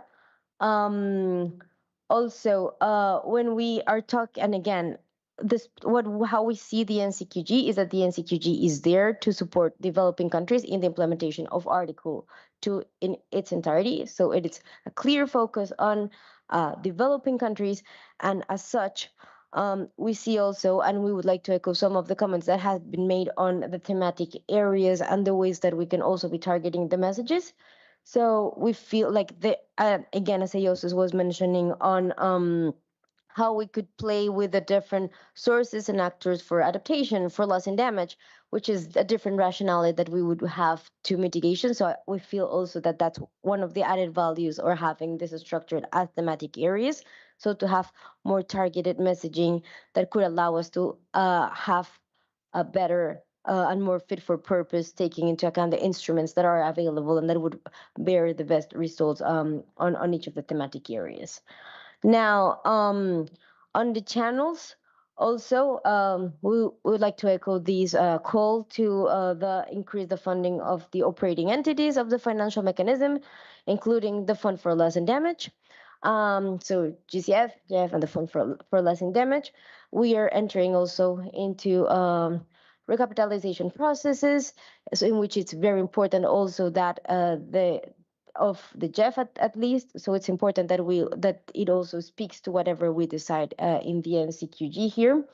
Also on the channels and the delivery of finance, we would like to see how much money really gets to the ground, because it will be striking how much of the resources just get into the chain but are not delivered and are not getting to our communities, to the real action that will deliver results. So if we are asking for results, first let's see how much money is really getting there, right? So this is also very important for us. Regarding the instruments, so echo the comments that some of colleagues have put here. Important to explore. We know that the term is not innovative instruments, but maybe the innovative part is the utilization of these instruments that have been previously there. So how can we scale up instruments that allow us to free up fiscal space to deal with debt issues according to the particular circumstances? So for some, maybe debt swaps, for other kind of debt treatment instruments. Also, other guarantees, for instance, are also one of the instruments we're also interested to see on.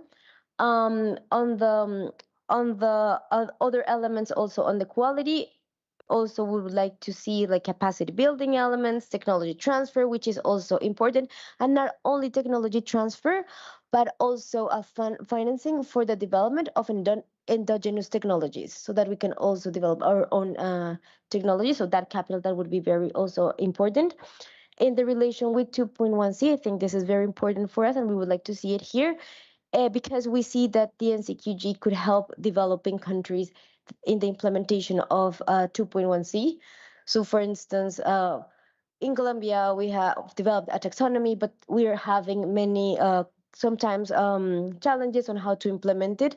So having more funds to be able to implement these kind of tools, to see how we can also adapt it. Like we have mostly medium and small enterprises, so that we have like a different and like private ecosystem. So how can we also work with these tools?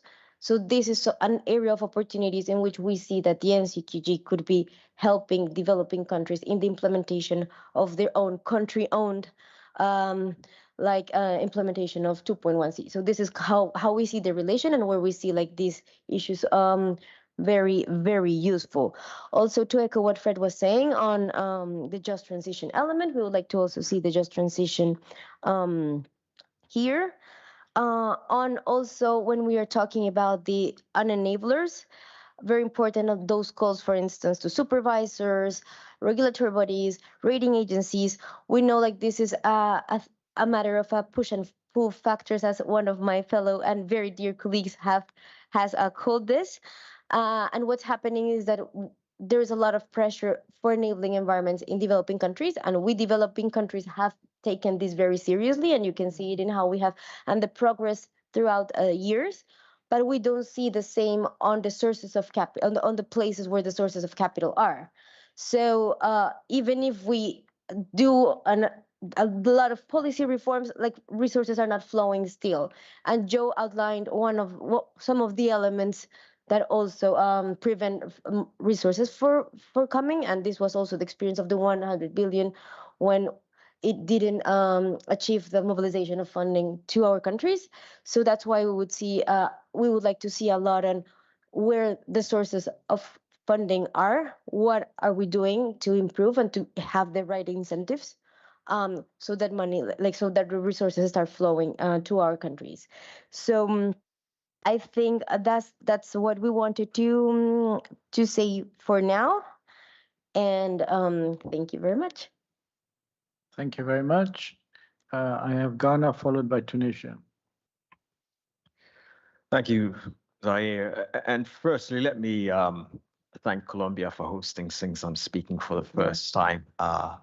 The hospitality has been as pleasant as my first trip here in 2012. And I'm sure that goes for my colleagues in the Ghanaian delegation here also. Thanking you, both co-chairs and the Secretariat for your hard work, and then aligning with the African group and many points made by developing countries. We've had good discussions over the last few days. I always find the context discussion important and useful because it helps you understand the realities on the ground. And I thought there were lots of good elements proposed yesterday during our discussion. If we're seeking to strengthen the global response, then I think we should give due consideration to the how the operational parts and the goals will contribute to sustainable development and poverty eradication, and not perpetuate the trade-offs between pursuing climate action and the basic levels of development that we're seeing now. And I think the EU made a similar point, which was quite well received. The fifth chapter of the sixth assessment report makes a finding that I think hasn't received the appropriate attention it deserves, and that is we can't achieve 1.5 degrees without achieving the SDGs. So if I'm to borrow the UK's phrase of having a goal that's fit for purpose, then I think this point ought to be taken into account. And the qualitative elements proposed by the African group and many of the developing countries do what are building off the lessons learned. And I think that ILAC made the point just before me. And those are what should count as climate finance and shouldn't count as climate finance. That is additional to ODA, the ground-based grant equivalents, concessional, and then the other proposals on the consideration of the fiscal considerations that's related to the debt issue, the importance of having balance, finance responding to the needs of all regions, both geographical but also thematic, addressing the disenablers, and so forth. And these are all appropriate and responsive to the diverse realities that we find on the ground in the different regions. And I think finally, I think they do something that we should talk a lot more about, and that is enabling the unlocking of potentials and also delivering cross-cutting positive impacts. Thank you. Thank you very much. Tunisia. Thank you, Chair. Good morning, colleagues. Tunisia supports the statements made by ASEAN, Arab states, LDCs, South Africa, and other developing countries. Tunisia takes this opportunity to underline and emphasize the importance of access, with remaining essential as my colleague from South Africa highlighted. Indeed, we must learn from the past, and we should not repeat the past mistakes that were made for access to CDM within the framework of the Kyoto Protocol, where Africa only received, I think, 4% of the allocated amounts. And Co-Chair Zahir is best placed to correct me. This is due to essentially to complicated access procedures, in which we remain repeating now with the GCF procedures. A concrete example of my country is very demonstrative. We have developed a full proposal for an agricultural resilience project in the most vulnerable area of Tunisia for an amount of $70 million, which co-financing already identified. We have worked on it 2 years, for 2 years, to receive more than 1 year after its submission to the GCF, 20 pages of comments. And as you may know, remain a long way to achieve, and you can imagine the cost of the project will be increased, plus the time lost, and time is money. This example raises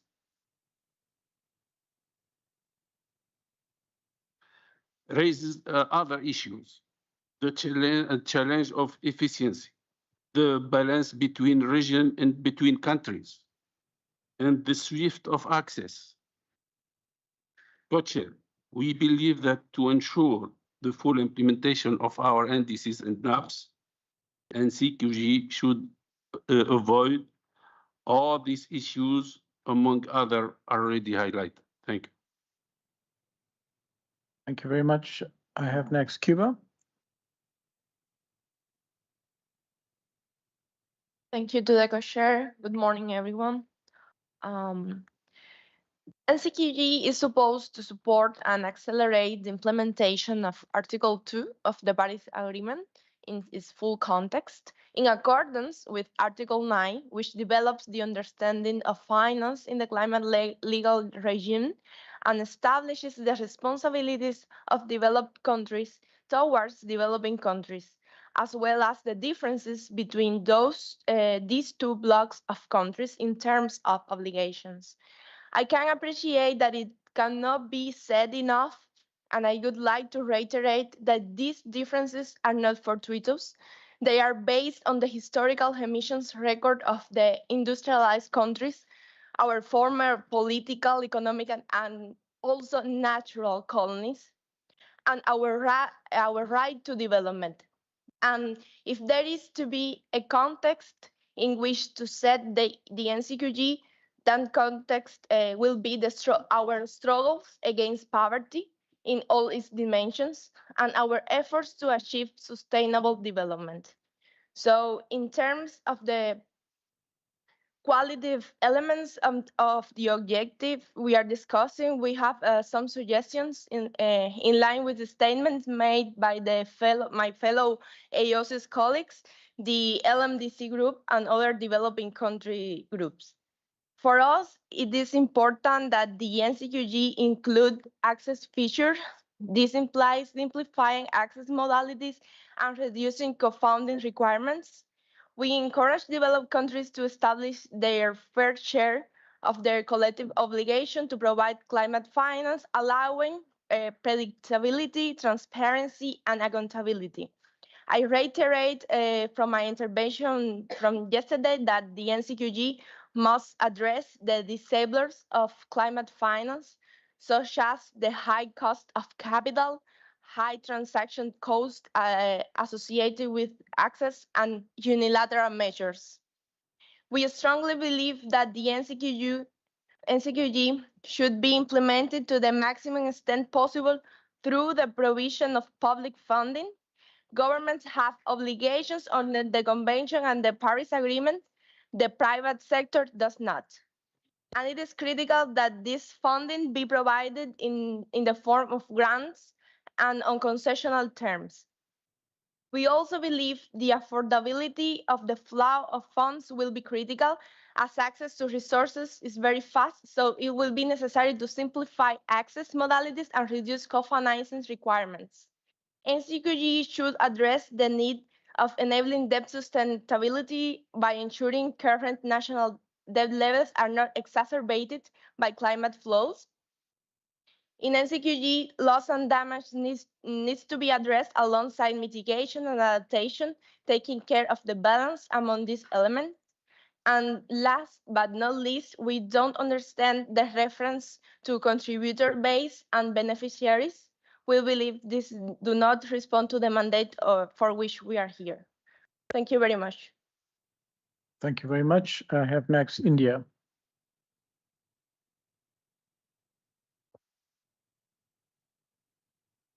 Thank you, co-chairs. this is the first time I'm taking this floor. So following tradition, I'm congratulating Colombia and our colleagues from Colombia for arranging this beautiful gathering here. India believes climate change is the most critical global challenge, and it is mainly the developing nations that are most vulnerable to this challenge. This challenge is mainly due to the cumulative emissions, cumulative historical emissions of the developed countries. These developing nations face higher cost of green transition with respect to the debt vulnerability, constrained fiscal space, pressing developmental challenges, and tightening of global conditions that is fueled by the transition risks of losing competitiveness, sluggish growth, and developmental losses. Hence, a commensurate flow of finance as per the needs and priorities of the developing nations is the only option. Climate actions in developing countries, including India, having set ambitious net zero targets, required access to financial resources for climate mitigation, adaptation, and for the loss and damage, which are to be adequate and affordable. I hope developed countries will understand and acknowledge this requirement and come forward with an ambitious and credible target proportionate to the needs of the developing countries. Appropriate qualitative elements such as the flow of funds need to be new and additional, grant-based, and highly concessional, and balance between adaptation and mitigation finance is critical in this context. Tracking progress under this goal and frequency of reporting are equally important in this context. I would like to stress on the definition of climate finance, which will play an important role in tracking the goals progress. With this, I am stopping. Thank you. Thank you very much. India, next I have Saudi Arabia.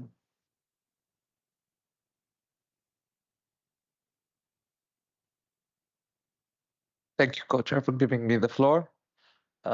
We would like to fully align with the intervention of the Arab group and support LMDC, LDCs, AGN, SIR, South Africa, and AOSIS.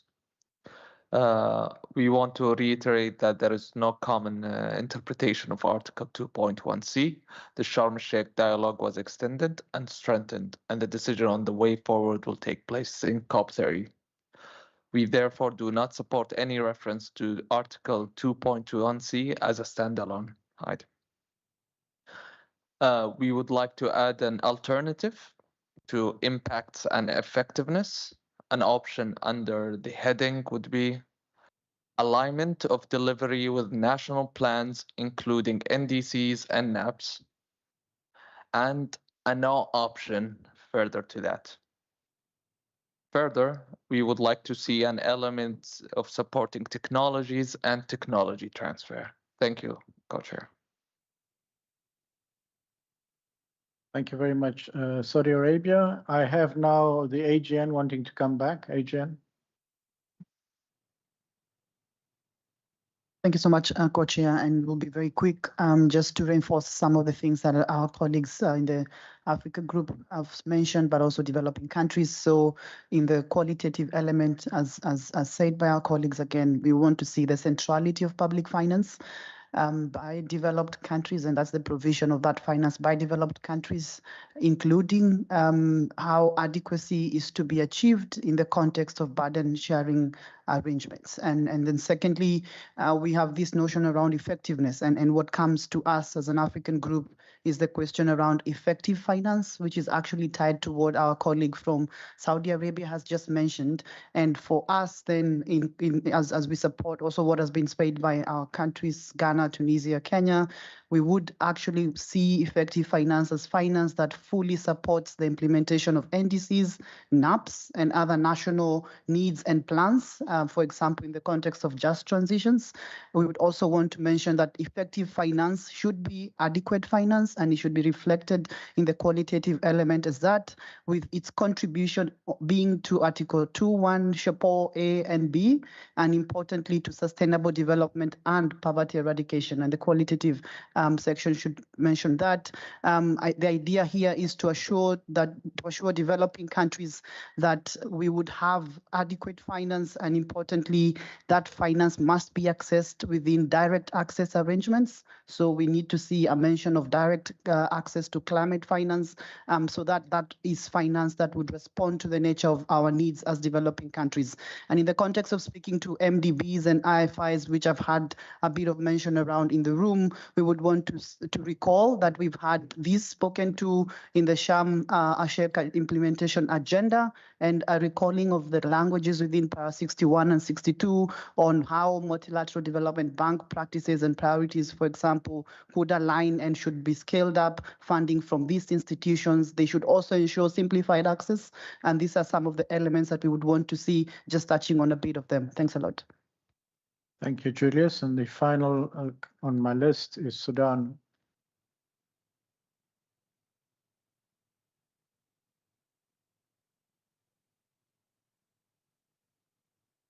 Thank you, co-chairs, and good morning to everybody. Aligning ourselves with what had been said by LDCs, GN, Arab groups, and others, would like to reflect some views from Sudan as one of the most vulnerable least developed countries in front line of climate change, associated with other increased shocks and risks such as desertification, biodiversity degradation, and this recent war. And conflicts, among others, which accumulated together, leading the country towards a maximum rate of food insecurity crisis. So we are highly concerned about raising ambition of this goal, as the ambition of quantum is not yet on the table. NCQG to be set to enable developing countries to implement Paris Agreement as per their NDCs, NAPs, as well as to implement their Sustainable Development National Strategies, food system pathways tracks. In particular, track 3, that call for nature-based solutions, and track 4, that in concern of building the resilience of communities and vulnerable countries against climate risk and shocks. To achieve just transition and avoid vulnerability impacts, as I said, Sudan is a situation of these impacts. Yes, about this, NCQG should not come just as a number only, but should be common, addressing the evolving dynamic needs of developing countries in equitable base with guidance on definition, aggregating methodology, a reporting of climate finance, enhanced transparency framework. The quality of NCQG and accessibility features of finance, critically calling for enhanced capacity building actions. Also, the required reforms, safeguards, and supporting policies and simplified access modalities should be put in place. The mobilization of the developed countries to meet their obligation towards fulfilling their commitments, providing finance to developing countries, is highly needed to be carefully outlined within the text, which needs political will. NCQG will not impose additional conditionalities or to the provision and or mobilization of climate finance to developing countries. I thank you. Thank you very much, Sudan. That brings me to the end of my list. We will break now till 2 o'clock. You will have lunch. I don't know if Kathy, you want to make an announcement on the lunch, and we'll reconvene at 2 o'clock, after which we'll deal with the issues of quantity and cross-cutting issues. Kathy. Yeah, thanks, Zahir. So for lunch, we're going to have another spot for lunch. So we would like to ask you to proceed to Room Teatro. I think some of you are familiar already with this room because you had a coordination meeting this morning. But anyway, our colleague Victor, who's actually standing by the door, will actually usher you to the room. So the buffet table will be served, the food will be served in the room in front of Room Teatro, which is the Room Agarena. So once you grab your food and plate, please proceed to Room Teatro, and then you can have a lovely lunch there. Thank you.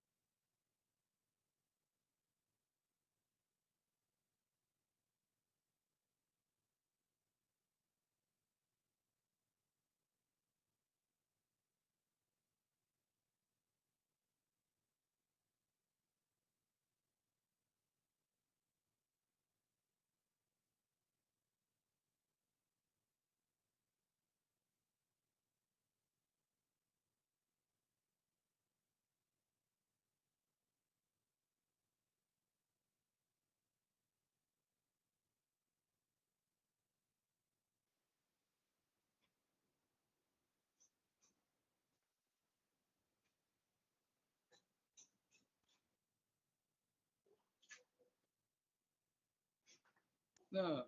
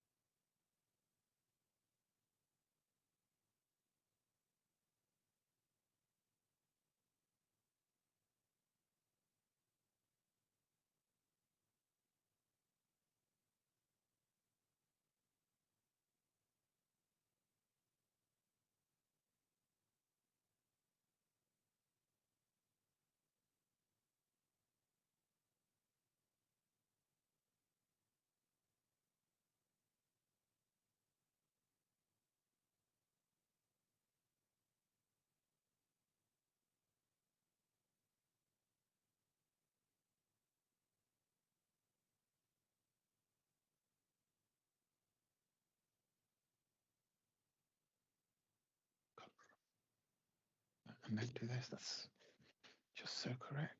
Can't believe it. That fucking is.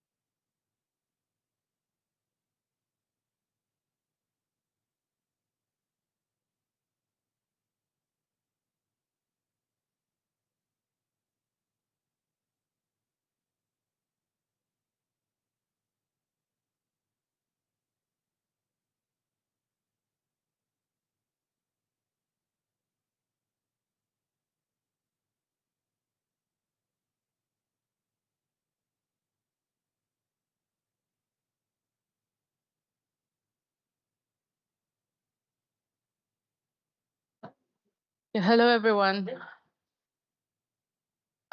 I think we can use the mics that are in front of us. That works, right? So if everyone could sit at the table in front of a mic, that might help when you speak. There's no need to pass the mic around in this room.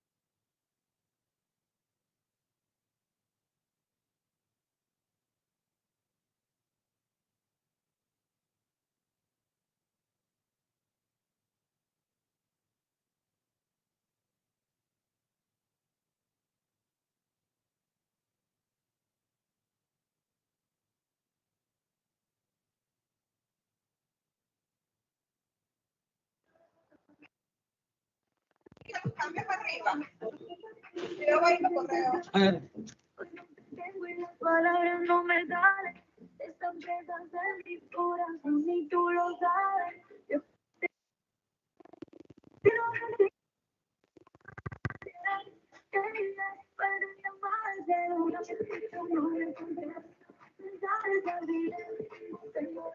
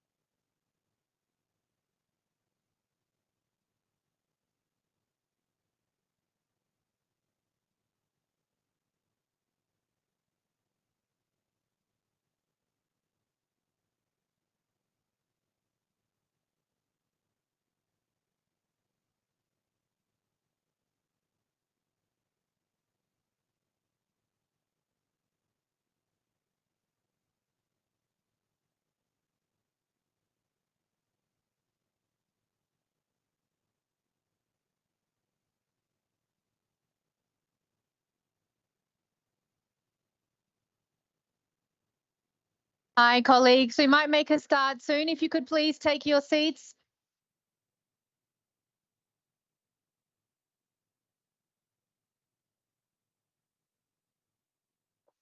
Oh, this ring will come in use for something.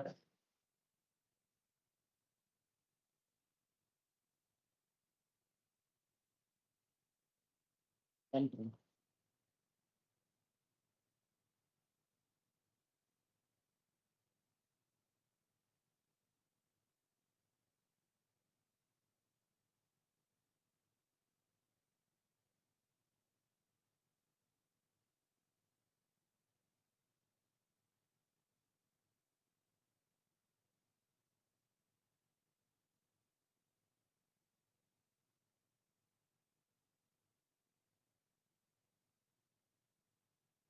Good afternoon, colleagues. We might make a start.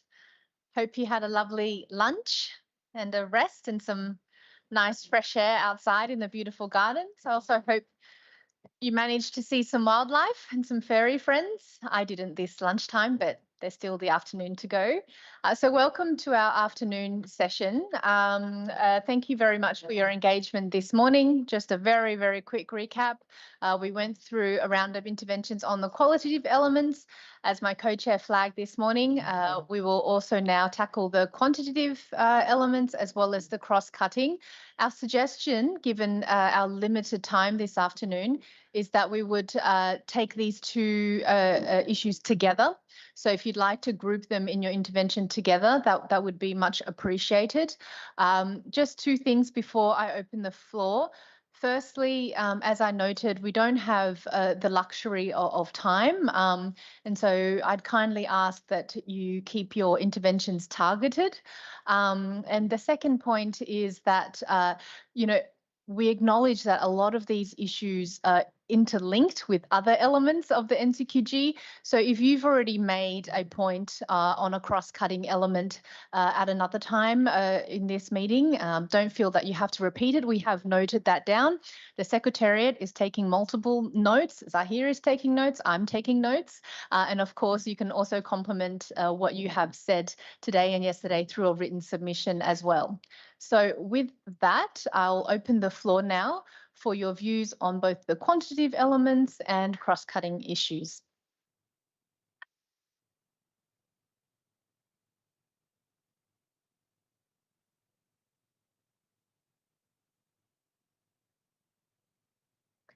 I recognize Group Sir.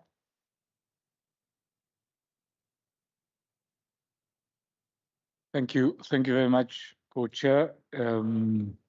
I will be very brief and I will focus on the quantitative elements. From our viewpoint, or according to our understanding, all language regarding sources, contributors, and recipients are already agreed under the Paris Agreement, Article 9, and must respect the principles and provision of the UNFCCC and its Paris Agreement, including CBDR.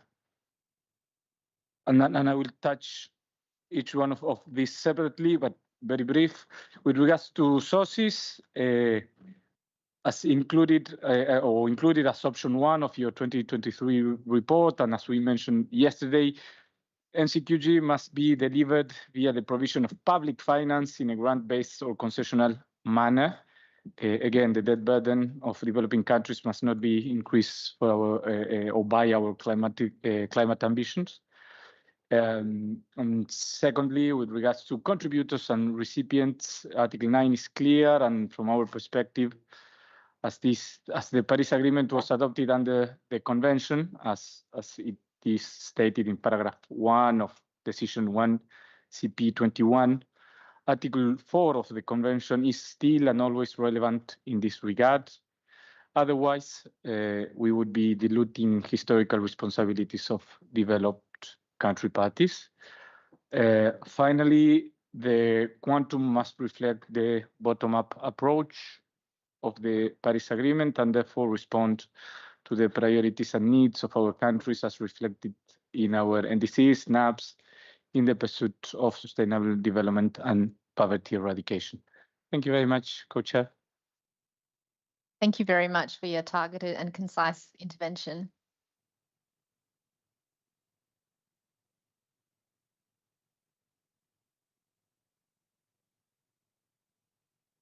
Okay, so we move to the closing of today's meeting.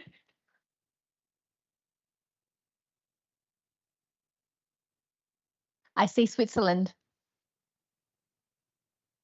Thank you, Co-Chair. That would be nice, but I guess it takes us a little longer. So on the quantitative section, I will not intervene on the cross-cutting because I think we've made our comments over, along the cross-cutting elements. First, again, structurally, the way we see this quantitative section of the text,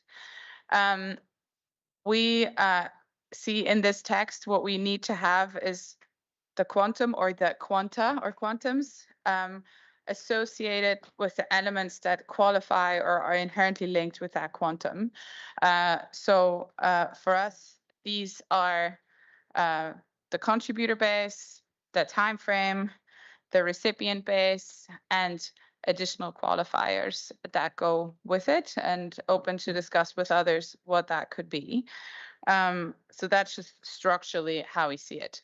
Now, what is the preferred option we would have is a chapeau paragraph that contains the time frame, and we would want to see a 10-year set point annual goals. So that means in 10 years by X, by 10 years per annum quantum X from all sources and all actors, which would be like the overarching investment goal that we've spoken to, and that we see as the quantum necessary to implement Article 2.1 of the Paris Agreement. So that would be like the overarching figure that we all aim for. Underneath that, we would have the support, a so-called what we see as international support goal, with the same time frame. So the time frame would only be referred to in the chapeau. And there you would have a specific contributor base attached with it. I've spoken to it multiple times. I will not reiterate that. Happy to engage bilaterally for those who want to better understand our options related to the contributor base. And then it would also say to whom this is going. This is also where you could link to sub-quanta for specific groups. We made that point also in the qualified section this morning. And then we see in that structure an additional linked sub-paragraph under the chapeau, which speaks to the push and pull factor policies. You've heard me saying this multiple times over the past days. And the reason why we would place that there is because we feel this layer, this policy layer, is essential to get to the chapeau figure. And I think I heard many in the last session saying private sector finance won't just appear because it's mentioned in a goal. Actually fully agree with that. That's why we need this policy layer. We have to do our homework. Parties have to do their homework and address the policies that push and pull capital into the sectors and geographies where it is most needed. And we've heard many examples of those across the past days. That's where we would see that policy layer go. We could also address other quantified elements under that there, or then in the freestanding cross-cutting, more qualified paragraphs, like we've heard in the past, specific quantified elements to debt, bilateral sovereign debt restructuring, or gender responsiveness, and many other were mentioned. So those could also go into that section, or then in the more cross-cutting qualified paragraphs in a quantified manner. And I think I will leave it at that. Thank you. Thank you very much, Switzerland. Next, I have Colombia, followed by Australia. Thank you very much, Co-Chair. So this is an intervention on our national capacity So for us also as the second most biodiverse country and being also hosting the COP16 on biodiversity, it's also important to outline the linkages between climate change and biodiversity. So we would like to echo and support those that have been putting forward these linkages within the NCQG. And that would be for now. Thank you, Co-Chair. Thank you very much, Colombia. Next, I have Australia, followed by Samoa. Thank you, Fiona.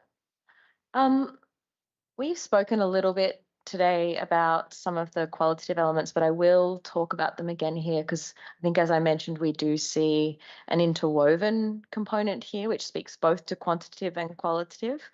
And so I can actually align myself with a lot of what Switzerland had said about the multi-layered approach. We're also supportive of having an overarching investment layer, and I think it makes sense to have that in a chapeau supported by multiple paragraphs beneath it.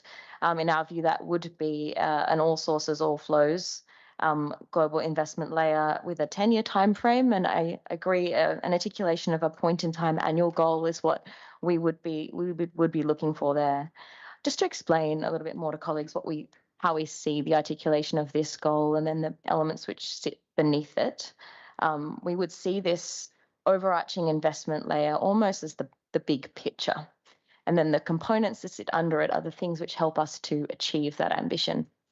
And so in that sense, we see the global investment layer as being the sort of top line ambition, but not necessarily for there to be sort of a differentiation between the qualitative and quantitative elements of the goal. They're all equal worth and weight from our perspective. Beneath the global 10-year investment goal, we would see an articulation of an international public finance provided and support goal. Again, we would see that to be on a 10-year time frame with an annual point-in-time target. So just to help people understand what that means, that's an articulation of something like X amount provided and mobilized annually by 2035. And we would probably want to see as well included in that, as Gabriela had mentioned, context for the global investment goal. We would also want to see context language for the public provided and mobilized goal. The 100 billion had language sort of which spoke to in the context of meaningful mitigation, action and transparency. In this context, there are several options we raised yesterday at TED 9 that we could consider having included there, and I won't repeat them now in the interest of time. A really important element of this component of the goal is the contributor base from our perspective. The contributor base for this element of the goal should reflect that those with the capacity to pay should be included in line with current economic realities. This, of course, includes current contributors and providers, including those who don't currently report, and should seek to bring in new contributors as well. There are many options we could consider here on how this is captured, whether that be a static or a dynamic list, which could be amended on the basis of criteria, or a criteria-based approach, for example, GDNI, GDP, per capita, FDI, above X amount USD. I think there were lots of options raised in the TED 9 that we could consider in that context. I want to be really clear, this doesn't mean we expect contributions from all parties, especially the most vulnerable, such as SIDS and LDCs, or those with significant capacity constraints. But we do expect all major economies to be contributing to the global effort. We also could consider in this element of the goal framing here on access. We touched upon this already in our comments earlier today, and you could have this set of sections spilled out in a separate access section, but I also could see it included here in the goal, including options for adequate allocation for particular subgroups. But I note this could be included elsewhere, and we're pretty flexible on that front. We also then see a series of paragraphs which provide policy guidance, calls to action, and commitments around key elements necessary to enable and support achievement of the investment goal. So this push and pull of finance, I like that terminology Gabriela used. We would see several elements included here. I think one of the things that's very clear from our perspective is the AR6 says that there is enough global capital, but it's not being well channeled. And so this push-pull element is vital from our perspective to have included as a substantive part of the goal. Things which we could see being included here are measures to unlock, scale up, attract and de-risk investment globally, but in particular in developing countries where we're not seeing that investment flow. Things we could consider covering here is things like cost of capital, though I understand other people had referenced that potentially being under access, and we're flexible on that front. Considerations with respect to bilateral sovereign debt, CDRCs, and other mechanisms which support increased fiscal space. Reflection on the merits of sustainable finance taxonomies and the interoperability of such, and climate risk disclosures and their utility in supporting alignment of climate flows. Measurement to support the scaling up of domestic flows, measures to support the scaling up of domestic flows, and there can be cross linkages here with capacity building and tech transfer included, and a role for MDBs and IFIs. And I mentioned already in my earlier intervention, you could have quantifiable targets in this section for elements around gender responsiveness, youth and children, and Indigenous people and local communities. We would also be interested in engaging in a discussion in the push and pull content element on content on addressing financing, which is not aligned with achievement of the NCQG. Just as I mentioned, the AR6 says the capital's there, it's not well channeled. So the goal should affirm absolutely the need to phase out inefficient fossil fuel subsidies in this context, and a possible opportunity for us to have calls to action to point to voluntary initiatives like the Clean Energy Transition Partnership, which was launched in Glasgow, which has a commitment to end new direct public support for international unabated fossil fuel energy sectors within 1 year of joining, and Australia was very proud to join that initiative last year at COP. And I think the broader piece on calls to action is really useful in this context. And whilst I know other people mentioned it in the context of the qualitative elements, I think you could capture it here in this part of the goal because it really speaks to all of the actions necessary by all actors to support achievement of the global investment goal. Thank you. Thanks very much, Australia. Next, I have Samoa, followed by Singapore. Thanks a lot, Madam Co-Chair. So just quickly on quantum, first of all, the quantum, the new goal, and then there will be sub-goals. All of them will be articulated as floors themselves. So that meaning that it will be phrased at least whatever currency we use, trillion per year, whatever the case may be. There'll be a temporal scope linked to the quantum, and we found that the implementation or the commitment period for the new goal would be 10 years with a waypoint at the 5th year to sort of review and have a discussion on adequacy, and then potentially revision, but with an overall sort of revision ahead of year 10. And noting as well that the goal itself would have its periodic review, but it will be supplemented with processes like the global stocktake, as well as the periodic review of the long-term global goal, in addition to the IPCC sort of cycles as well being factored in. The frequency of measurement is very important to us, noting that we see that there's a lot of divergence right now on this, which we didn't know there was going to be that much divergence. So there seems to be a push to go back to a frequency of measurement similar to the one, I think, before with the fast start, climate finance, that sort of commitment. And so what we do want is a frequency of measurement annually. So annually, we will see on an annual basis whether or not the goal has been achieved, as opposed to it being at the end point of the commitment period. So we want to make that abundantly clear. And this is linked to the accountability sort of aspect of it, as well as predictability aspect of it. The disaggregation of the main goal would be across 5 thematic areas. So it'd be adaptation as one, mitigation as the other, loss and damage response third, fourth being readiness support, being readiness to access climate finance, and the last one being transparency, noting that these are in line with how the Paris Agreement, again sticking to the letter of the law of where it has clearly identified that support is needed for developing countries. And on that, you would note that we didn't highlight capacity building and technology, because we do understand that capacity building and technology development and transfer to avoid double counting, and because they're cross-cutting across these different response areas, that similar to the ETF discussions that we had, that financing under adaptation could be potentially used for capacity building for adaptation, or technology transfer for adaptation, or other things for adaptation. So we wanted to make sure that there wasn't any sort of double counting from that perspective. And across the response types, we wanted to make sure that the quantum itself and the number that we decide to use as a floor is linked to the concept of temperature.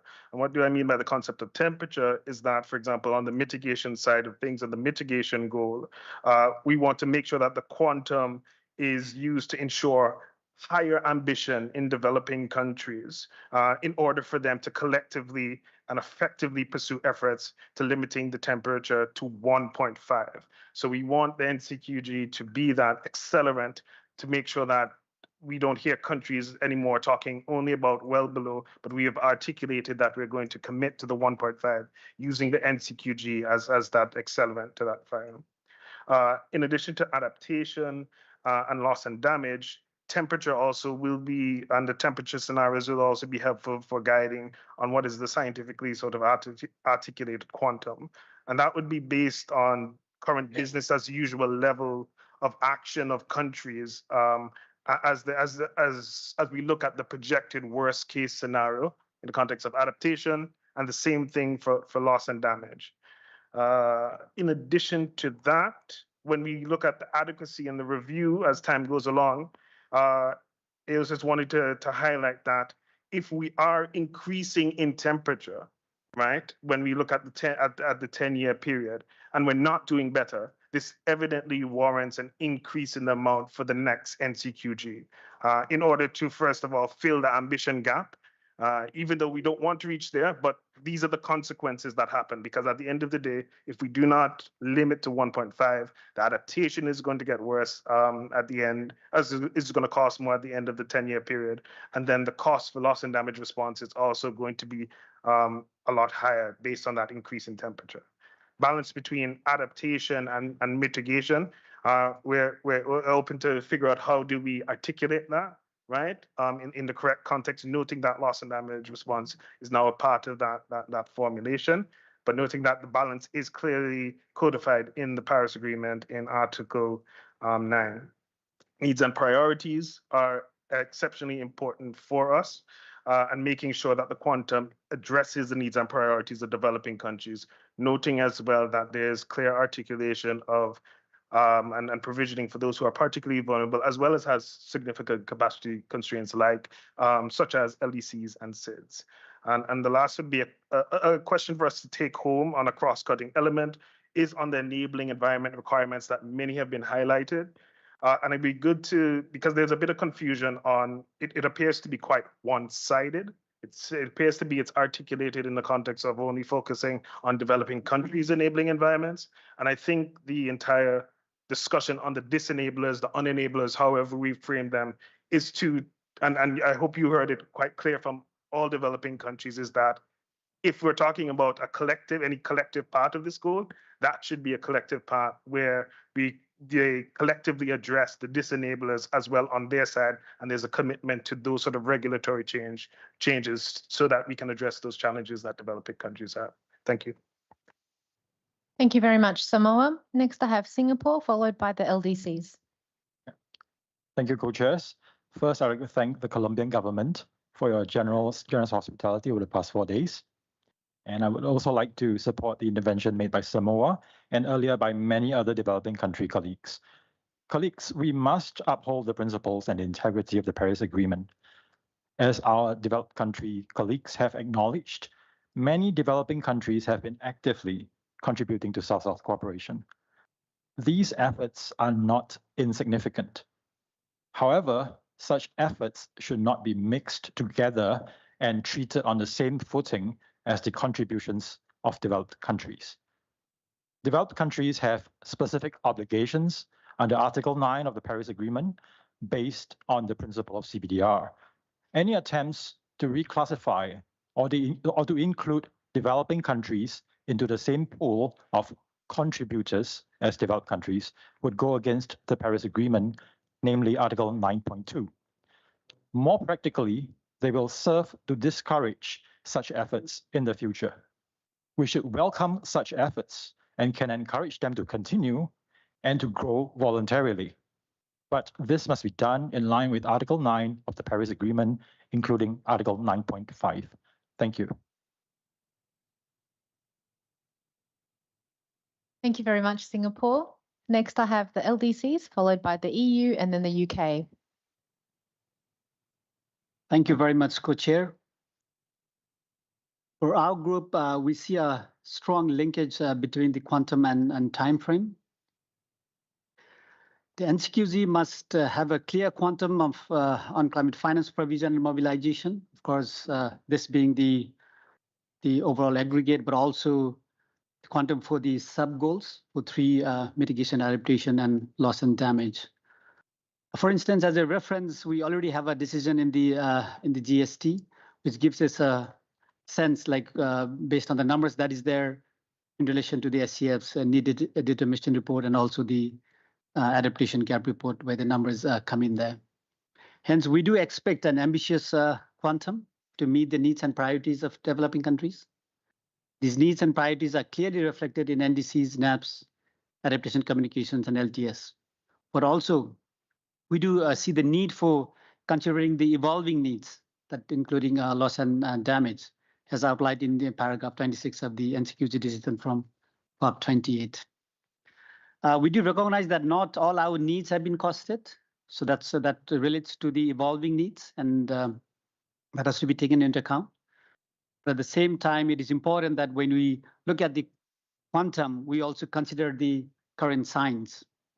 And as Eosis rightly said, the actions taken in mitigation would tell us what would be the quantum for adaptation and loss and damage as well. So if we do not meet that temperature goal and look what the science tells us, then again, that has to be taken into account. And finally, considering the needs of LDCs and SIDS would be necessary. Thank you very much. Thank you very much, LDCs. I have the EU next, followed by the UK. Thank you very much, Fiona.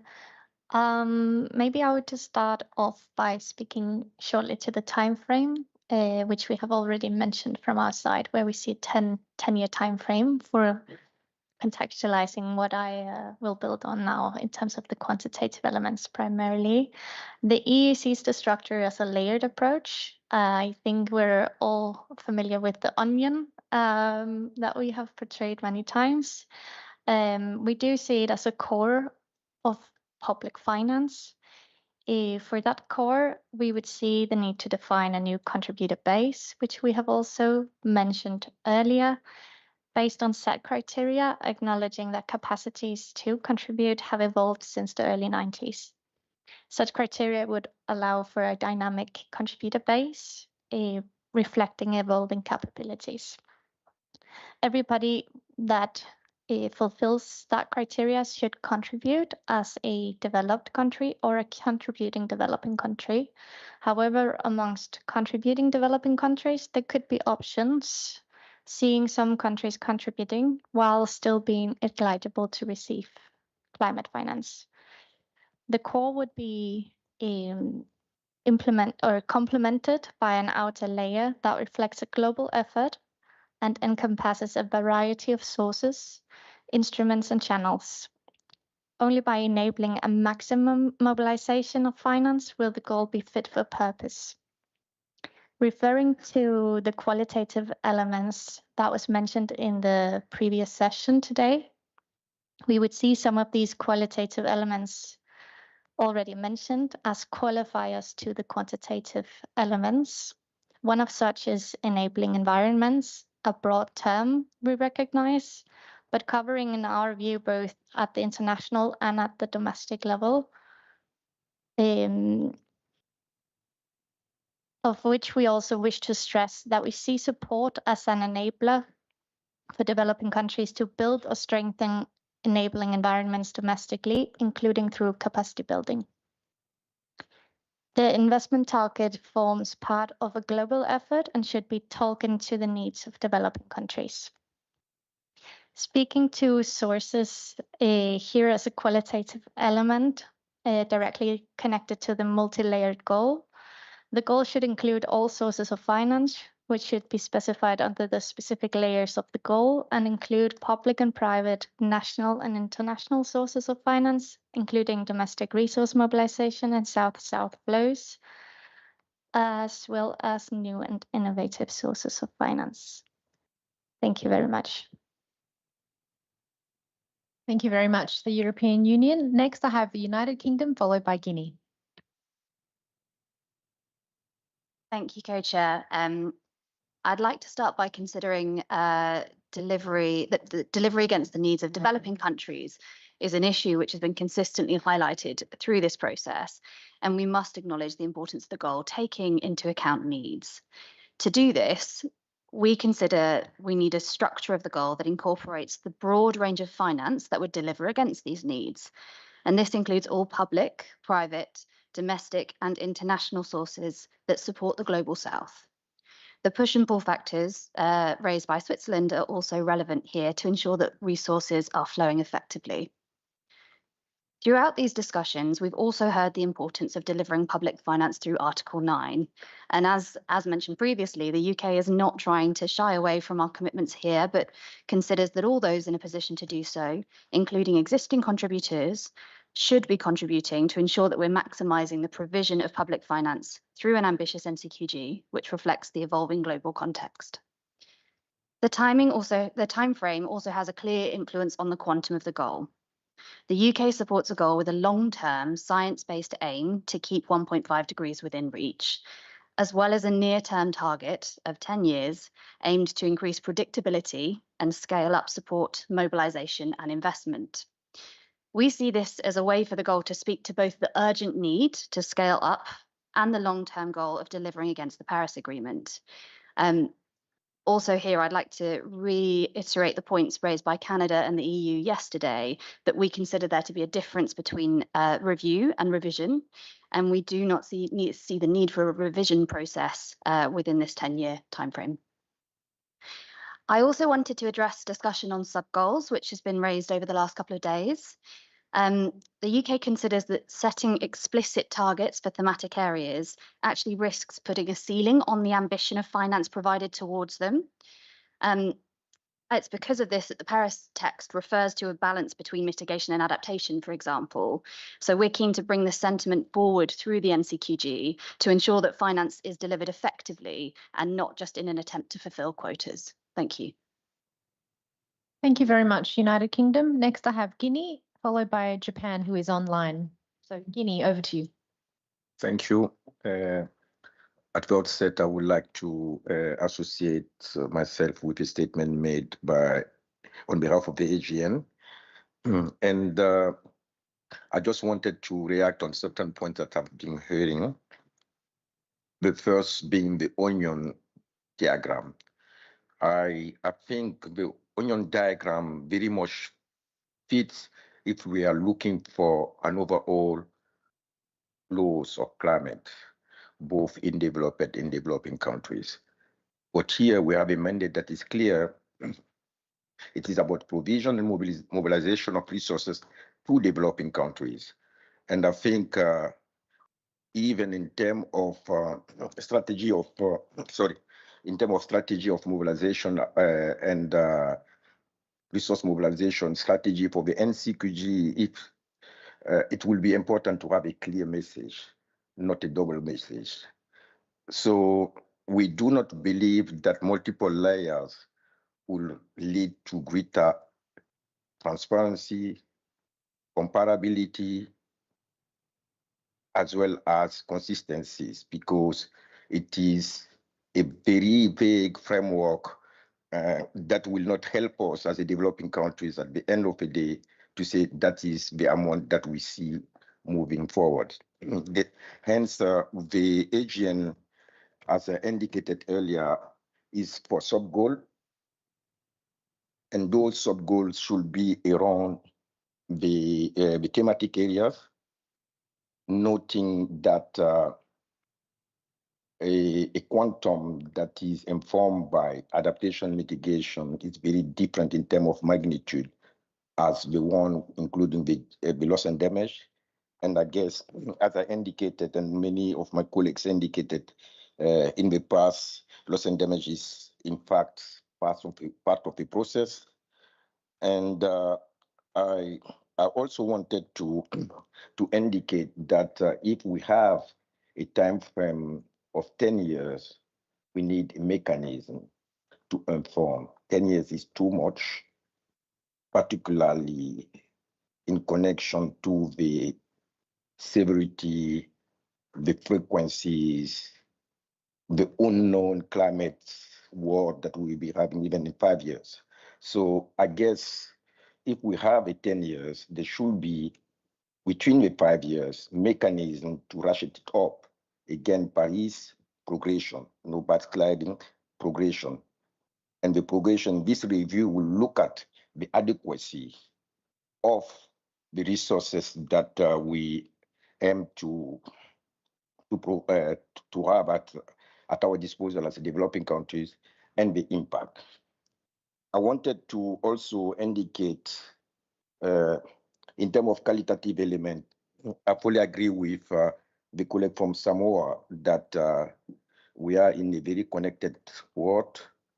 And for me, that's also one of the reasons multi-layer create more confusion for me, because on the one hand, you can have overall climate finance flows packed somewhere, and then at the same time, when it's come to enabler, you just target one side.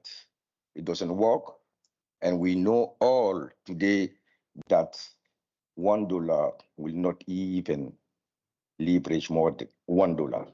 So we have a minus things there. There is a problem in the system. The problem in the system is that private sectors, as rational being, tend to invest and mobilize in those environments that they know. And that's not the case in developing countries. So we need innovative enabler in addition to the principle, no unilateral measures, but enabler that sends strong signal. We cannot say global investment. I think this is a wording that will be discussed later. I don't believe it is a global investment. We are talking about clear support, and the investment issues include both developed and developing countries. That is also misleading. So, but what I'm trying to say that we need enabler in developed countries. Like I would like to see, for instance, a country saying, I have 50 billion a year for the next 2 years for private sectors. Go, we de-risk the actions you will be doing. We have a guarantee for you, the money is there. Because you cannot say that you don't have the money and you have money, you don't have money for public support, but you cannot make money available, making sure if you are making those calls that your private sectors people behave so that you do not lose. So those enablers are very important. And secondly, I think also it is very important that the NCQGs has a visibility. And for us, the word that we know is the operating entities of a financial mechanism. We cannot continue saying there's 100 billion being flowed, and then it becomes for everyone difficult to say where the money is coming from, where they go. So the minimum throughout these processes that we should no longer allow an empty pipeline, plenty pipe, a long pipeline, queue of pipeline in the operating entities of the financial mechanism. They are well designed, being designed to respond to specific needs that we express over the years. So that might be one of the elements that I wanted also to say. Sorry for my voice. And I think it is very important to highlight key principles that are additional to the regulatory framework that developed countries should put in place, the transparency mechanism that will help and understand the point of attribution, whether it is developing countries, business as usual project that being financed and labeled as the climate finance, we need to find that. But in addition, I wanted to say that as qualifier, we also want to avoid any source of resources that increase debt burden. And we would like to enhance access modalities, and on access, sorry for saying that, I think the mistake that we've been doing, we take for granted. If a country has a policy document, there is a fund, it works. And I think we need, as the colleague also indicated, to review how we enhance the readiness of countries. So you can have a process that will help countries to understand their policies, to get support for prioritization, for structuring the projects, having an idea of the type of investors that are available or type of funds that are available, and help them actually really understand climate in order to justify for projects. So there is a gray areas there. We take for granted the money equals actions on the ground, and that's not the case. So we need to figure out that. But I will stop there by saying also the centrality of the public support, because as I indicated, it seems to be something wrong in the world. $1 public support make minus. It is a bad investment. So I think we need to really figure out whether the resources that we will be making available, we are going to give those resources to private sector that are making minus business. So I'll stop there. Thanks. Thank you very much, Guinea. Next, I have Japan, who is online, followed by the AGN.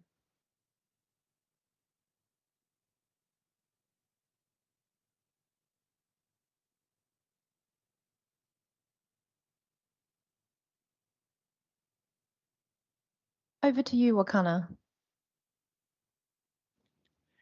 I'm sorry. Thank you, Co-Chair. Well, it is critical that the NCQG reflect how far we have came and the contributor base for the goal be reflective of the modern global economy. In order to activate all actors across the global finance landscape to scale up investment in climate outcomes and to support developing economies to meet their climate goals, it needs to be multi-layered, designed to respond to financing needs in a manner which reflects current economic realities and capabilities. And it must draw from a wide range of sources and contributors so as to maximize scale and impact. In that sense, the transparency is also the key element. About the time frame, a 10-year time frame allows for sufficient time to mobilize public and private finance, and also enables more strategic planning and implementation of climate action projects. About the timing of the revision, no revision is appropriate for 10-year time frame so that we can focus on implementing the NCQG itself. Thank you. Thank you very much, Japan. And again, thank you for staying awake all night to be with us. Thank you. Next, I have the AGN, followed by Canada. Thank you so much, co-facilitator, for the opportunity. Would like to reaffirm what we said yesterday in some of the interventions pertaining the quantum, and as well in this session, we're about to make our thoughts further clear, including also confirming that Guinea has indeed provided us an outline of the quantum, which we have a position on as the AGN.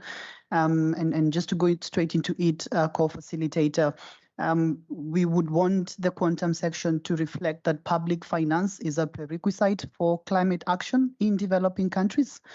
We would also want the section to talk about that finance needing to target and be based on the needs and priorities of developing countries, and in this case, supporting ambition in NDCs, and thereby contributing to the achievement of Article 2.1a and b in the context of sustainable development and poverty eradication.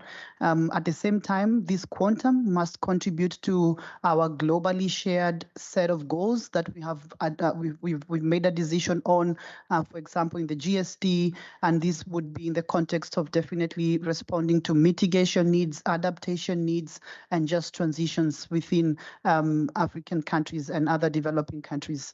Number two, we also would want to have the quantum articulate clearly that we have NDCs that run until 2030, which form the basis of setting the quantum, and that this quantum must respond to the evolving nature of the needs of developing countries. And as we said it rightly, we see that loss and damage falls in there. We also see that just transitions fall in there.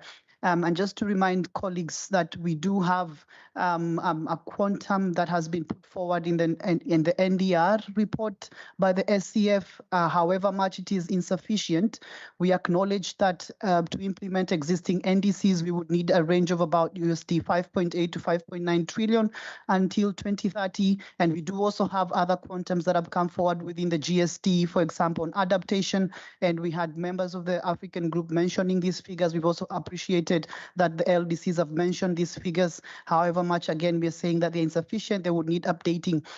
We also see that the quantum is a number goal, which is a public finance goal, and its mobilization target.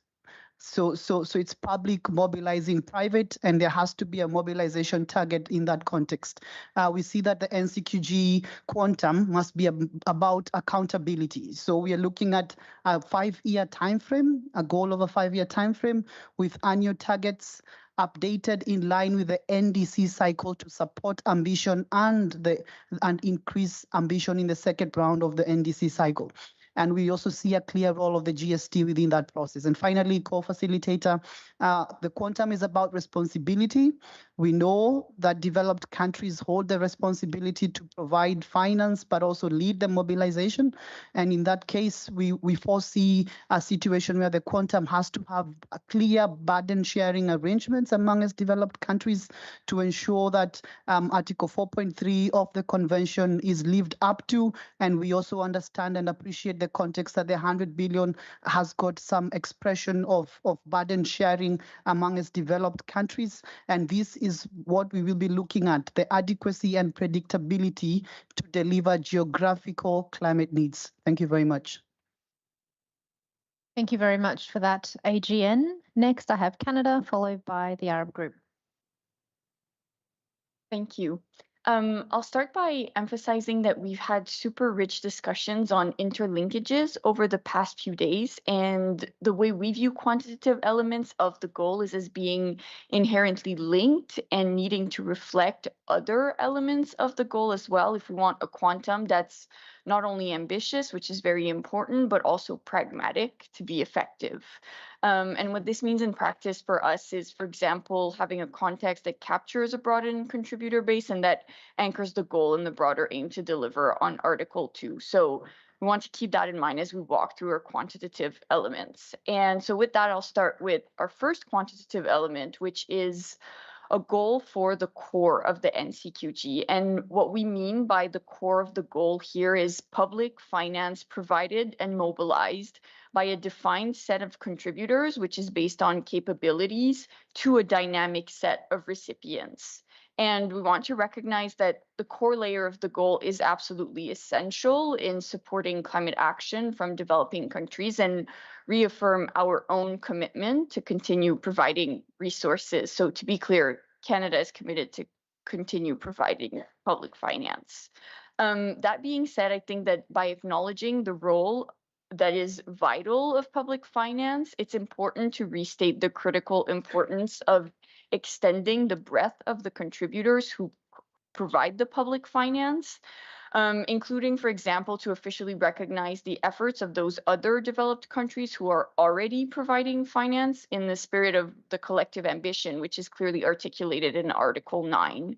And just to clarify as well, in this layer, we see finance provision and mobilization as being taken together to reflect the direct link between them and to keep in line with the current framing under the 100 billion goal.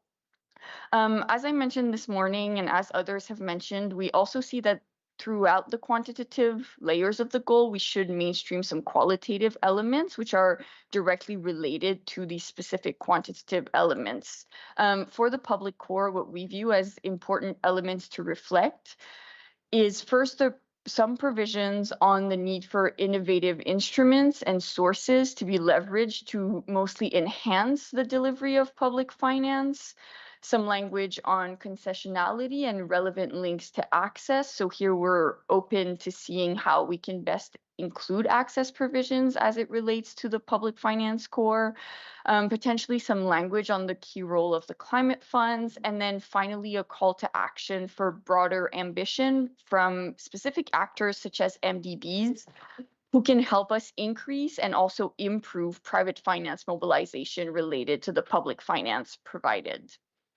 Our second quantitative layer is an overarching global investment goal, which really serves to embed the public finance core into a broader objective that reflects progress towards Article 2. And in our view, this global investment goal should really capture all flows, whether they be international, domestic, public, or private. And we really see that this global investment goal is required to make sure that NCQG really sends the right signals to all the stakeholders who should be increasing their ambition to unlock the finance we need to meet the Paris Agreement objectives. And like the core layer, we also view this global investment goal to be accompanied by more qualitative elements that are directly linked to its effectiveness. So what this means in practice for us likely includes a policy layer, which would encourage the implementation of policies that facilitate alignment on all financial flows, obviously also acknowledging national circumstances. And an example we can think of, for example, is language on carbon markets. I'll restate what Switzerland and the EU have already talked about, which is push and pull factors to enable action and encourage capacity building as well as it relates to that broader layer. We'd also like to see a call to action specifically on the private sector to reallocate finance towards flows that are consistent with low emission, climate resilient development, and also to encourage philanthropies who are waiting to be recognized for the finance they are already providing in support of climate action. And lastly, in that section, a reference to IFI reform and efforts from the financial sector at aligning all their flows and operations. And just to close on the global investment target, the way we see it, its overarching aim from this target and the associated qualitative elements is really to generate ambition from all, which we really view as a requirement to making the goal fit for purpose, but also truly an essential mechanism to effectively address climate change. And I'll end on time frame, which is an element where we can be a bit more flexible on by acknowledging that first of all, 5 years is too short in terms of a time frame, considering budgetary processes, monitoring, and also in the spirit of wanting to incorporate dynamism. So in that respect, we can work with an option that is similar to what has been proposed by some colleagues who suggested a 10-year time frame, where the goal is set with a number that's 10 years from 2025, similar to the structure of the 100 billion goal. Thank you very much for that, Canada. Next, I have the Arab group, followed by the US. Thank you, Co-Chair. At the outset, we'd like to strongly support the statement made in this session by the AGN and also support the statements by developing countries, both as parties and as groups. First, we'd like to acknowledge that our regime has led to improvements and enhanced efforts to address climate change. And this is positively captured by the declining trend in temperature increase over the years, looking forward based on national plans. The climate regime, however, has been plagued by broken promises. These range from the pre-2020 mitigation commitments that weren't met with no consequence, and also the USD 100 billion commitment, which was not met, also with no consequences. And now we're here having clear and transparent attempts to dilute responsibilities that our countries thought were sacred when we adopted and ratified the convention, its Kyoto Protocol, and Paris Agreement. Throughout the last 30 years, the Arab Group members have raised their ambition, hosted COPs, committed to this process, voluntarily updated NDCs, delivered action against all odds and difficult circumstances, as outlined in Article 4.8 of the Convention. We did our part, but for collective action to work, developed countries must also do their parts. To be honest, we have been hearing throughout the past several days about enabling environments, clean energy partnerships, targets, voluntary efforts, global investment aspirations, elaborate structures and diagrams with layers and interwoven networks, Christmas trees, tree roots, forests, onions, music bands and cores and timeframe points, policies and homework. We also heard assertions of commitments to continue to provide, but unless I've missed it, we have yet to hear concrete proposals on the quanta. When we moved from Kyoto to Paris, we did so because of the Great Bargain. The bargain was finance. It was the USD 100 billion commitment. We delivered our end of the bargain as developing countries, but our partners did not. The NCQG is the continuation of that bargain, a bargain that we see clear backtracking from. The convention is clear in its Article 4 and its principles. The Paris Agreement is equally clear. Both outline the financial contributions based not only on economic factors, but on the historical responsibility for climate change. The NCQG is about delivering that responsibility for mitigation, adaptation, and loss and damage in accordance with developing countries' evolving needs. It's not about recognizing efforts of philanthropies or thanking the private sector for their profit-driven investments, most of which are not directed towards developing countries. On time frame, we advocated for a goal period of 2025 to 2030, with a renewal of the goal thereafter, including a revision of its quantum. The NCQG for us will renew indefinitely, because no matter how much it is being argued that things have changed since 1992, we cannot change the past 200 years. There are claims that some may be responsible for 30 years. We never saw the delivery of responsibility for the past 200 years. A commitment is a commitment. And aside from the quantum, the arrears of the USD 100 billion have to be mobilized using burden sharing and the fair share of each developed country. The Arab states, we face tremendous challenges in the coming decades. We have a population of 436 million. Over 60% are under the age of 30. The population is projected to double by 2050. This puts a lot of economic demands on the region, as well as stresses and the need to ensure the region is secure in both from a food perspective and an energy perspective. The Arab region is also one of the most arid regions in the world, with over 90% of the land classified as arid or hyper-arid. Of the 22 Arab states, 19 are considered water scarce, and 13 fall below the absolute freshwater scarcity. The temperature in the region is expected to increase by 4.5 degrees Celsius. And we have been putting tremendous efforts behind our climate action, and we have not seen the finance be delivered.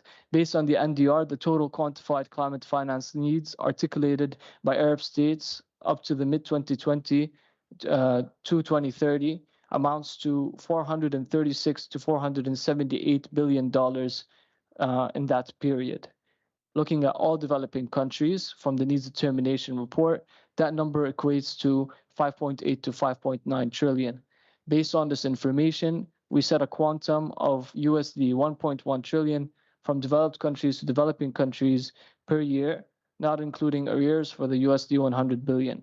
We set this number based on the needs and priorities of developing countries as outlined in this NDR report, but we are open to changing the quantum based on the updated NDR this year. We've also heard on a final point that there's sufficient global capital according to the IPCC, but it just needs to be redirected. I would urge our parties, our colleagues, to look at where the financial capitals exist in the world, where that capital lies. The number one city where the financial capital of the world has two stock exchange markets that have the largest market capitalization. Top one is $25.2 trillion. The number two is $20.6 trillion. So the assertion that the capital doesn't exist in the global north is not an accurate statement.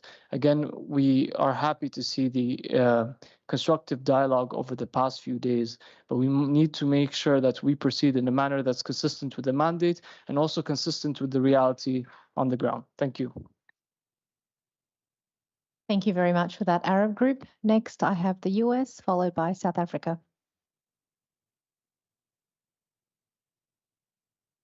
Yes, thanks very much, Co-Chair, and we'll try to keep my remarks brief, but I've been listening very intently to all of the folks that have already come in and might want to respond to a few of the comments that I've already heard made as well here. To maybe just start off on picking up with what I had said a little bit when we started off yesterday, as well as something that Mohammed has helpfully just mentioned, that there is indeed sufficient global capital to help us resolve the problems that the climate crisis prevents. And we continue to see the NCQG as an opportunity to speak to that entirety of that global capital, not a segment of it, not a particular aspect of it, not one stock exchange in one country, but all of the stock exchanges in all of the countries, because we recognize that all of those investments are going to be required in order to really address this challenge. For that reason, and again, as we've talked about this in the structure conversation that we've already had, we've been envisioning the NCQG as overall a global investment goal, where the outermost shell of the goal is a goal that draws on all sources, public and private, domestic and international, from all countries. And the opportunity to do that gives us a chance to set a goal that truly reflects the needs that are required in order to address the climate crisis in full and step up to the challenge of the Paris Agreement. And of course, we don't anticipate that that is the only or arguably even the most important aspect of this goal. We view this as part of a much larger, more comprehensive package, which is then supported by a number of enablers, quantitative and qualitative, that help us to describe how we are going to get there. Underneath that top level quantitative layer, we expect to see a number of other quantified goals, as well as qualitative elements that we see as helping us to contribute to those things. I went through those qualitative elements earlier today, but I omitted the quantitative elements on the list that we had been discussing here in order to come back to them this afternoon. I will note as I start to go through them that we have sort of different ideas about a number of them. And while some of them are sort of US proposals and things that we feel more firmly about, there are others that I think we're trying to reflect ideas of others in the room and things that I think we're open to discussing.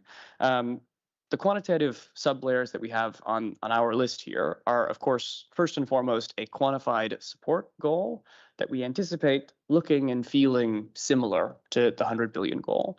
As we've said repeatedly, we remain firmly committed to Article 9, our obligations thereunder, and continued efforts to support developing countries in their efforts to address climate change. And while Article 9 in its entirety is not synonymous with the NCQG, that does not mean we have walked away from those obligations or those commitments. In that context, we also see opportunities for other potential quantitative sublayers. We had heard suggestions that we were interested in pursuing on a quantified goal denominated in dollar terms for misaligned subsidies, so subsidies that were actively harming our ability to achieve the Paris Agreement. This very much speaks to the necessary efforts that need to be undertaken in order to realign those overall financial flows to help us achieve the goals of the Paris Agreement. Again, this speaks to sufficient global capital needing to be allocated in the right way. We had also heard suggestions on a quantified layer denominated in dollar terms for the realignment of sovereign public debt. We've heard a lot of discussions about fiscal space and the necessary steps that are required in order to open up that fiscal space to allow countries to make the investments they need to make in climate action. So we've heard a lot of discussion about innovative instruments, things like debt for climate swaps and other efforts that could be taken in order to help countries as they pursue climate action. And I think that this is a really strong opportunity to really directly tackle that fiscal space problem and question. We'd also heard another couple of very interesting ideas from a quantitative layer perspective, which wouldn't necessarily need to be denominated in dollar terms. We had talked about a percentage alignment of financial flows. Our boss likes to say that we should have 100% of financial flows aligned with the goals of the Paris Agreement. It seems ridiculous to set that number at something else, to have some financial flows remaining unaligned. So I think 100% would be a fairly easy way to decide on that quantum if folks are looking for a concrete quantum proposal. And we'd also been trying to think through opportunities to set more outcome-based targets. Another thing we've been discussing quite a lot in the US context is how we can make our climate finance efforts more gender responsive, for example. And I think there are really interesting methodological conversations to be had about how you measure that and how you take a look at projects or financial portfolios and decide what is or is not gender responsive. But to set a percentage goal that X percent of our finance should be gender responsive or benefit women and girls or take into account similar issues, I think would be of interest. So those were the quantified layers that we had been considering, and I think that we would appreciate continuing to discuss those and their various aspects. To tick through maybe some of the cross-cutting elements, because there are a number of other relevant aspects, including scope, quantum, contributors, recipients, and time frame that would then need to be applied to each of those layers respectively. Frankly, I think we've thought through those outermost two a little bit more. We've focused a little bit more on the global investment goal and the support sub goal that we think would be we have a little bit more clarity on, and I think we're still open to discussing the others. On scope, I think a helpful distinction is to differentiate between the scope of sources on one hand and the scope of themes on the other. For the outer layer, I think we understand that as being, again, inclusive of all sources, international and domestic, public and private, whereas the sub-goal for support, we anticipate as focusing on support provided and mobilized. So we would not include domestic financing in that context, for example. And then on the thematic scope, I think we understand the entirety of the goal is focused on mitigation and adaptation. I think we feel quite firmly about that, and we've heard a lot of discussions over the last quite a few days about the importance of, again, Article 9 in this context, which is itself focused on mitigation and adaptation. On the quantum, I think we're still doing a lot of math and a lot of homework on this ourselves to try to figure out what we think a reasonable quantum would be that reflects the needs most accurately and most effectively for that outermost layer. I think one option that absolutely needs to be on the table, at least to start us off with, for a quantum perspective on the support layer is 100 billion. We of course know that the goal is from a floor of 100 billion, and I think that is the baseline from which we understand ourselves as setting this from. One of the things we've been thinking internally as we've been trying to figure out how we go from 100 billion to some other number is how we actually take reasonable and practical steps to scale up the activities that countries are taking to another level, and thinking through methodologically how we see that quantum increasing in a reasonable way. And we have a couple of interesting methodological approaches that we started to develop to help us do that, and I think we'd be open to discussing that with folks. I won't go through them now, given we're trying to help close out the day here. On the contributors question, again, I think that we feel that the outer layer, the outermost shell, should be from all possible contributors. This is, of course, reflective of the fact that this is all sources. So we see absolutely everything is being on the table as part of this conversation. Everybody who is helping us contribute to resolving the climate crisis should have their efforts reflected in this regard. We've heard quite a lot of discussion with our developing country colleagues over the last several days about how they are investing quite a lot in climate action in their own countries. And I think that that's absolutely the case. We recognize that fact. And I think helping to see that reflected and helping to see all of that information set alongside the private investment, the international support, will really help to contextualize all of the work that they are indeed doing on their own accord, that I think is worth having as part of this conversation. On the support layer, I think that there is a real conversation that needs to be had here on contributor base. As others have said, I think it's abundantly clear that the contributor base for that support goal needs to be reflective of modern economic realities. As we've said previously, we understand the new goal as voluntary overall because of the nature of Article 9.3. And as we go ahead and set this voluntary goal, and I agree that folks should be held accountable to their commitments, it is necessary that the folks who are accountable to that support goal are all held accountable in precisely the same way. And in order to do that, we need to be explicit about who those contributors are, and there can be no differentiation among that group in terms of their transparency and reporting, or in terms of their assumed responsibility. To suggest that one group of parties has an obligation and another does not for a voluntary goal would not be appropriate in our view.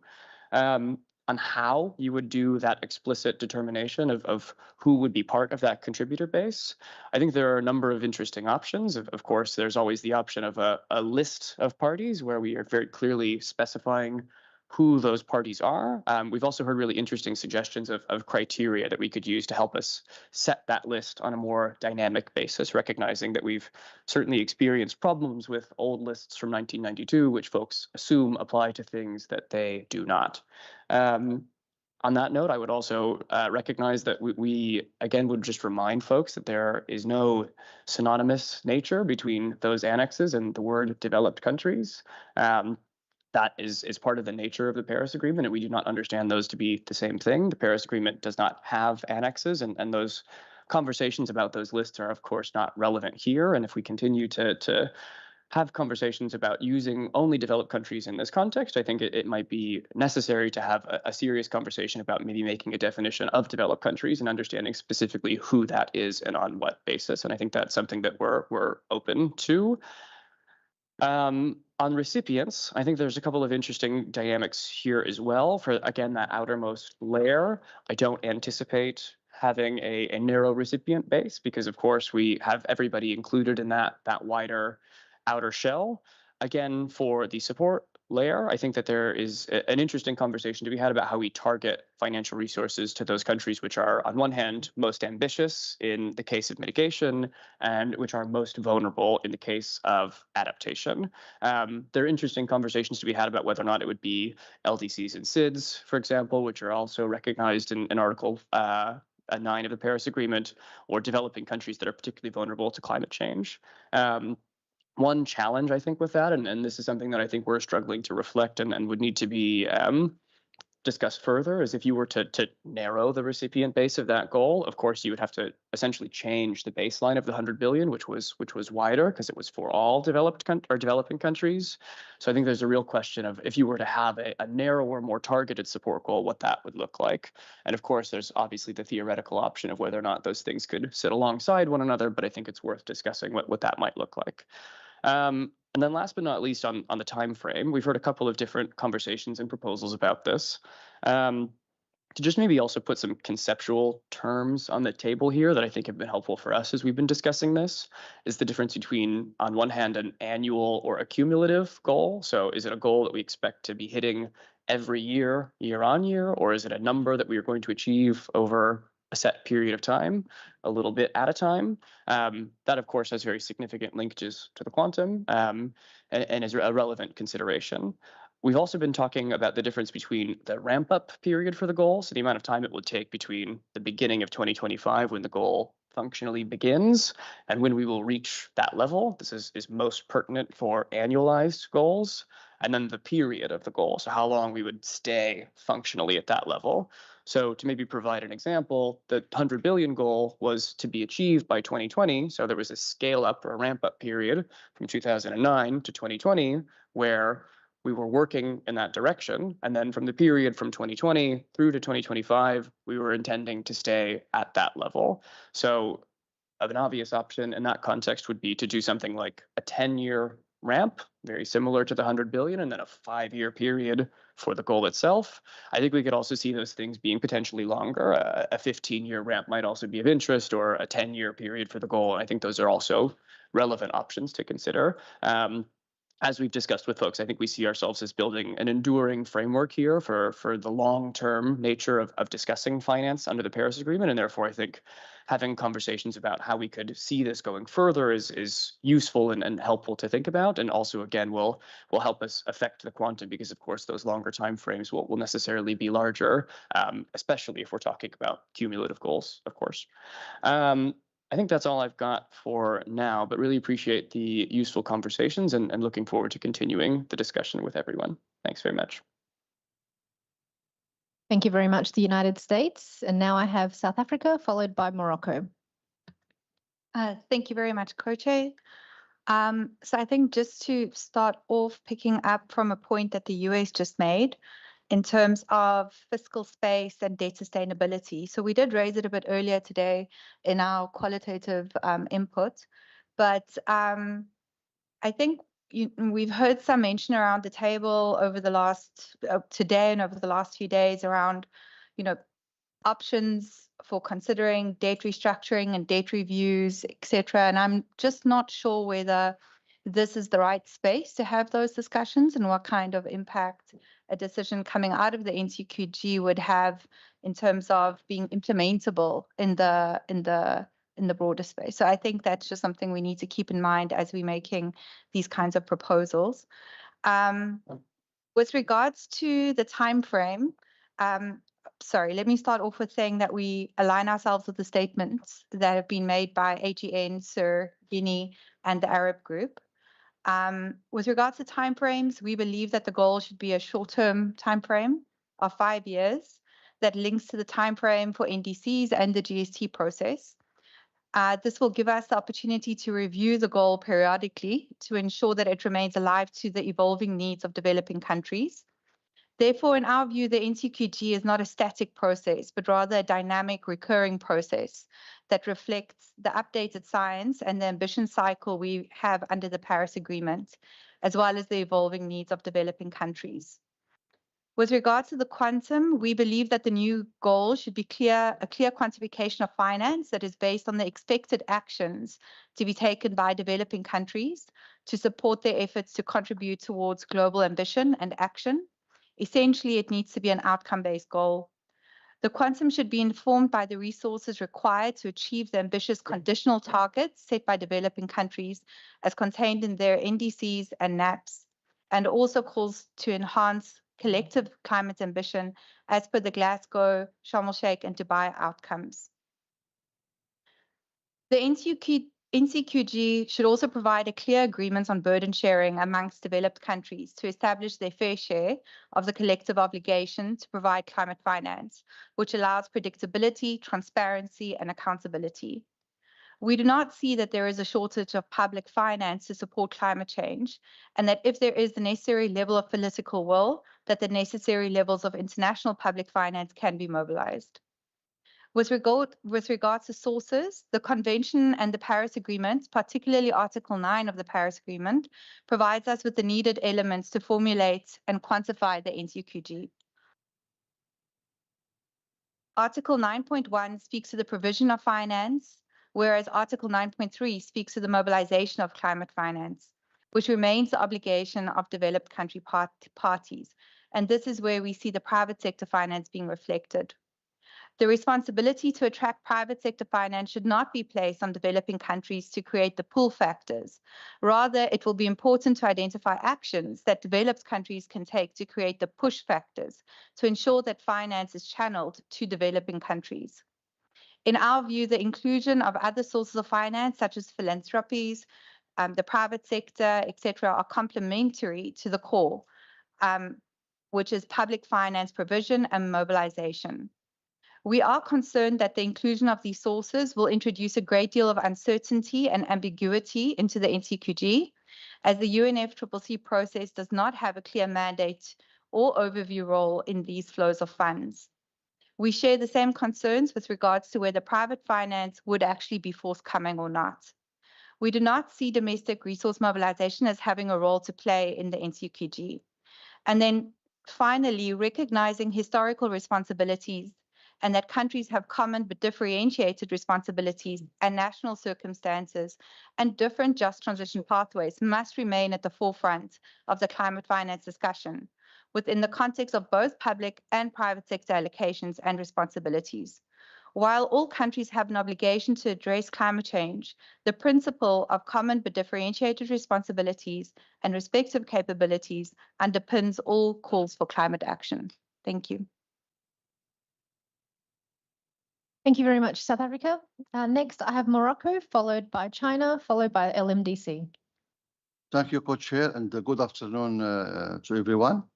As Morocco, we would also like to support the area of convergence expressed by developing countries and groups across the G77, plus China, the AGN, and the Arab group.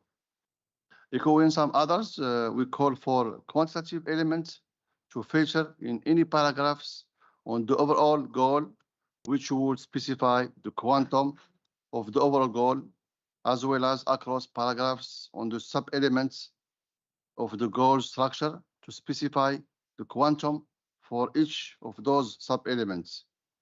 As noted, we believe The goal must be structured according to dimensions. On the one hand, it must have 3 thematic sub-goals, verticals, covering mitigation, adaptation, and loss and damage. On the other hand, it must have a cross-cutting differentiation of a public provision core with a wider mobilization goal, which can be described as a two-layer approach.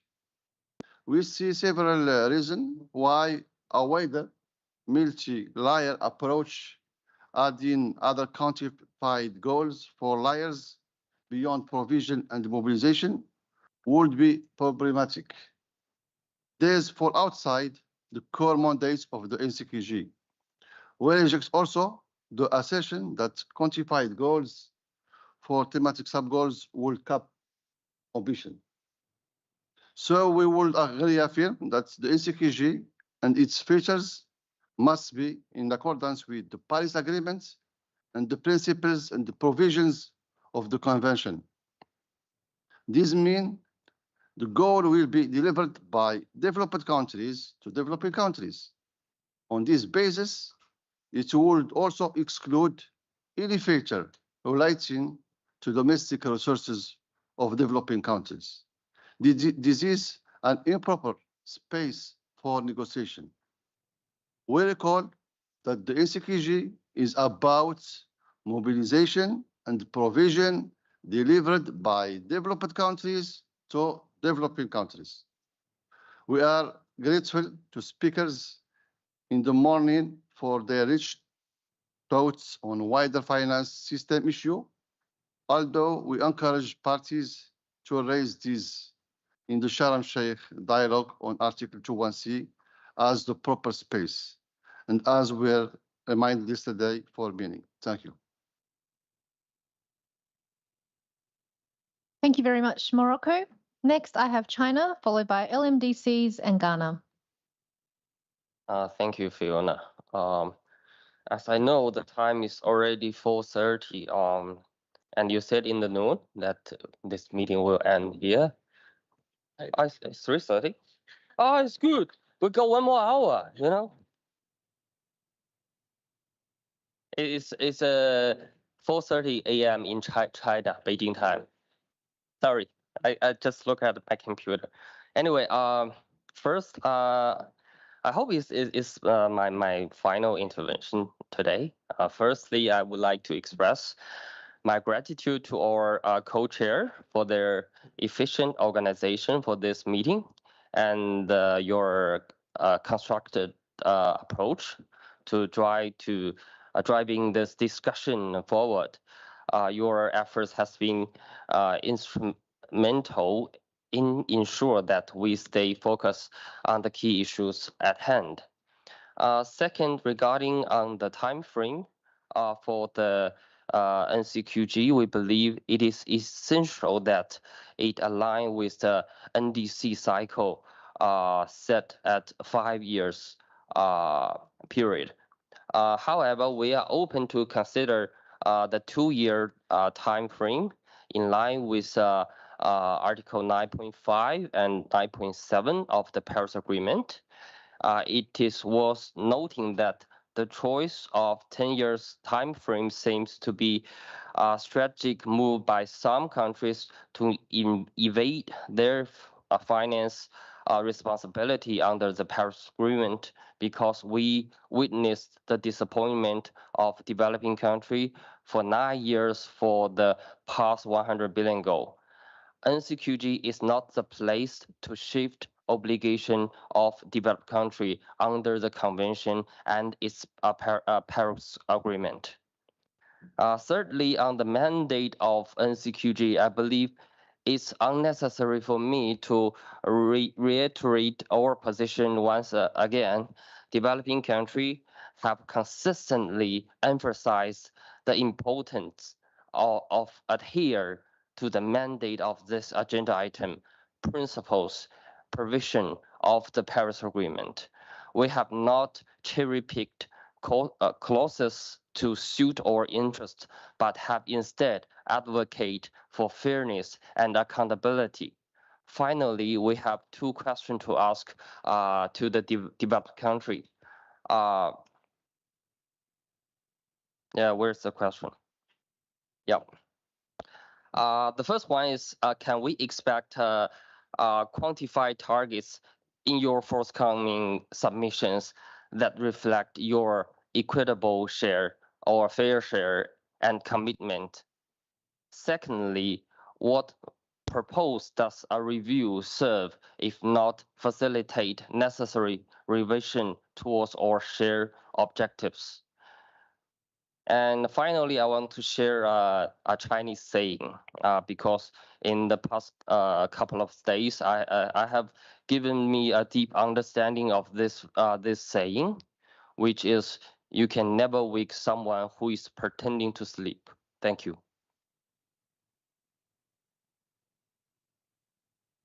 Thank you. Thank you very much, China. I had to think about that for a second.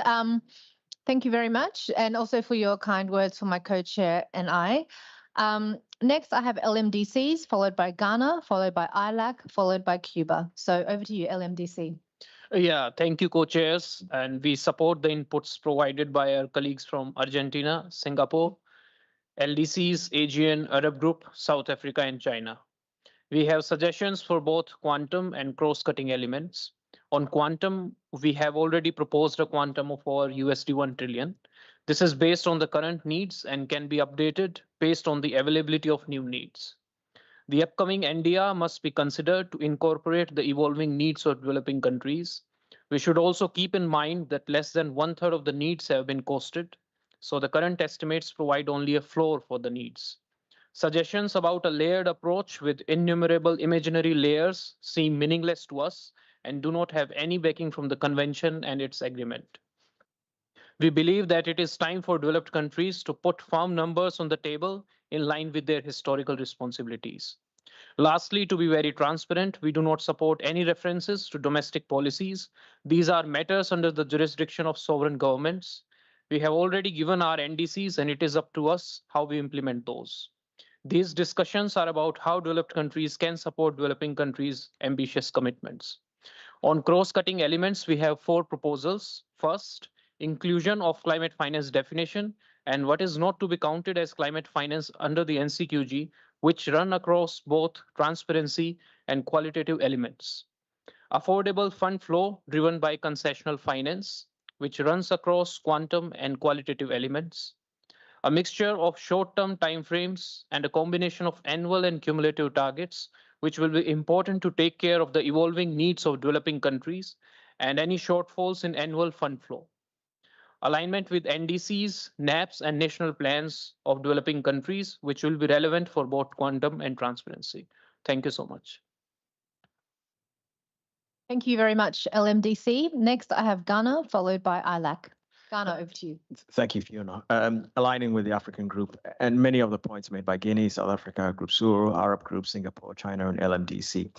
Very briefly, for the ambition we need to achieve the goals of the Paris Agreement, let me repeat one of the findings from the technical assessment that we had in the GST, and that is that the implementation of the existing NDCs and NAPs offered potentially the biggest area for improvement. There is information and data on the quantum that should inform the quantum that we have to agree, the goal that we have to agree here in this conversation. And they came with timelines that easily fit into the 5-year time frame, that is the NDC and GST cycles. And these were considered during the technical assessment. But some of them are reflected in the GST and NCQG decisions from Dubai. And for instance, adaptation, I think that the figure there was $215 to $387 billion up to 2030. For the thematic goals, there is information, for instance, on adaptation from the UNEP and the SCF reports. There's also the NDR, and I think there's one other for renewable energy. But these are best available information, and the likelihood that these are underestimates, as India has said, and I think AOS's suggestion was probably the best about considering these a floor instead of the maximum. There have been a number of comments on the importance of the public finance, and I agree with that. But in the final outcome, we need to be clear about what is public or provided and private and mobilized. And generally for this section, when I speak on behalf of Ghana, we're referring to international finance. This is not about domestic mobilization. Developing countries are doing a lot more with domestic resources for a problem that they did not cause. The greater ambition that we can offer are through the conditional actions that we have put forward. And those are what the CQG should focus on. Finally, we also need to be clear in the outcome about the further detail that we would need for predictability. And that is the burden sharing mechanism by developed countries, who carry the primary responsibility to provide financial resources, as in Article 9.1.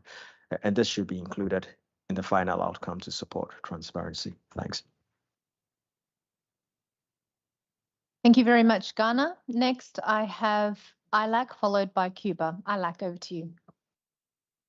Thank you very much, Co-Chair. And we would like to echo some of the comments from our developing country parties. We completely share that sentiment and many of the elements that have been raised right now in the discussion. So we would like to start our intervention by restating what we mentioned also yesterday, and it's the fact that needs and priorities of developing countries are not aspirational, are real. So we have to make sure that the NCQG is going to deliver to developing countries. So this is, and according to their needs and priorities, outstanding or underscoring the importance of country ownership and the role that NDCs and NABs have in what we're talking about, outcomes, and what an NCQG that is fit for purpose means. So this is one of the elements that we wanted to emphasize when introducing our intervention. And we don't want an empty promise here. So again, this is some of the discussions that we have been having on the outer layer, or these kind of theoretical elements that we know that have not yet delivered. So it's important to see resources that really will come to our country that will enable us to implement the Paris Agreement. So for us, the quantitative element, and as we have mentioned before also in written submissions and in previous stats, has to be informed by science, by the evolving needs of priorities of developing countries, and echoing what EOS was saying also, to keep the 1.5 alive. And it's the 1.5, not another kind of number. It's 1.5. And it is critical that in that way we support the acceleration of the implementation of the Paris Agreement in developing countries. And I'm going to stress this several times. So that's one of the elements. We see the goal as a provision and mobilization goal. For the provision, we would like to see the grant equivalent, and also echoing some of the elements that have been mentioned before. There are some instruments that should not be eligible, especially those that are at market rate and are debt inducing in developing countries. As we have been mentioning, developing countries are suffering from limited fiscal space, high cost of capital, cost of high levels of indebtedness, and cost of debt service. Just to put some figures over there, 81% of public finance for Latin America and the Caribbean came from loans. And the region has historically been accessing very low levels of concessional climate finance. So this is why we would also like to stress this element at this point. We heard in the room different interesting elements, and here as we see that the NCQG is for developing countries, and it's to support them understanding these very hard conditions that they sometimes and we often face. So that's why we are talking about additional sources of finance to those that we already have and that we are already investing on that. We are already bearing a disproportionate burden on climate because of the adverse effect of climate change, and this has also been mentioned already from some of our colleagues. So this is also a matter of climate justice. So here what we're talking also is climate justice. Interesting to see, for instance, if we're going to introduce other instruments in our innovative instruments, if when we're talking about harmful subsidies, so does that mean that the harmful subsidies of developed countries are going to be one of the innovative sources for developing countries? That would be interested to see. If we're redirecting this kind of flows to developing countries, that would be something that we could include maybe into the innovative sources of finance. Also, we were hearing on this like budgetary, long-term budgetary planning. Is this also long-term budgetary planning for developing countries? This is also very important to discuss, and maybe this could give and enhance the predictability of financing for developing countries. We understand that the some of the reports out there, the NDR, for instance, it's not comprehensive enough. For instance, our region is underreported, and we echo here some of the comments that Raju was mentioning before, and maybe having also resources for costing needs, as we see like there are regions that have not been able to cost needs there. So we would also see that in the quantitative elements. As per the time frame, we would be interested in. We heard the proposal of having a floor. Sorry, for the time frame and the annual. So we would see like an annual goal. That it's a floor, maybe that could be one of the options, or an annual goal that becomes accumulative through time. Because what happened is just that we are saying that we fulfilled the 100 billion the year that we reached the 100 billion, but what happened with all those years that it was supposed to be delivered but didn't deliver? Those are also should also be counted and accumulated through time, if this is the approach that we're going to take. So we're happy to engage on one or the other option still, and reiterate also the importance of having the thematic areas. I know that some of our colleagues have mentioned this before.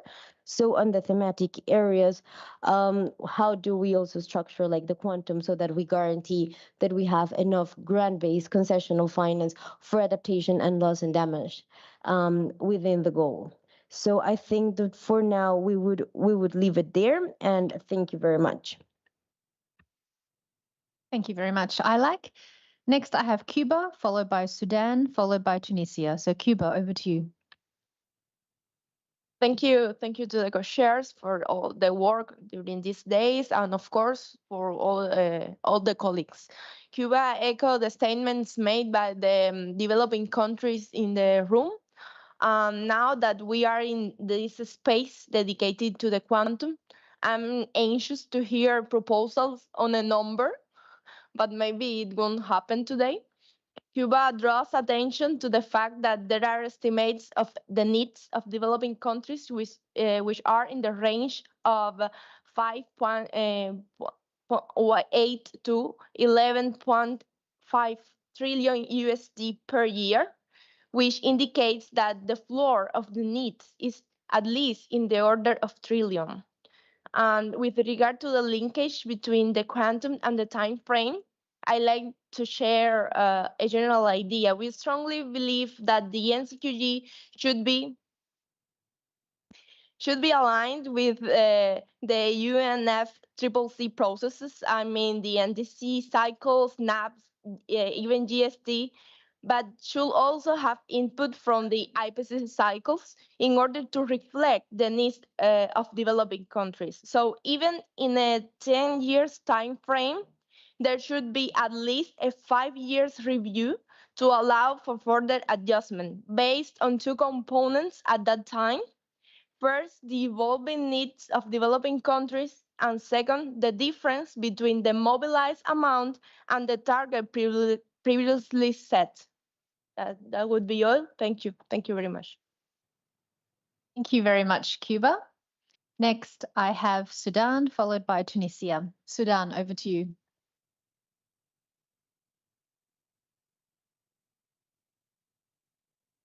Thank you, Co-Chair. I would like to support what has been mentioned by the groups. And here I would like to mention an important accelerating factor to be considered in the whole process of the NCQG formulation. Which is capacity building. First, let us mention time frame concerning the capacity building. If it is to be set as a long term, yet critically medium and short terms are required to respond to the urgent sub-goals, targets, and needs raised in the NAPS and NDCs, especially these in concern with building resilience, address loss and damage, which needs immediate finance and highly needed by our developing countries as LDCs and the, other developing countries, because we are exposed to huge impact of climate change risk affecting economic, agricultural, and social sectors, which is already affected by unsustainable and vulnerable livelihood.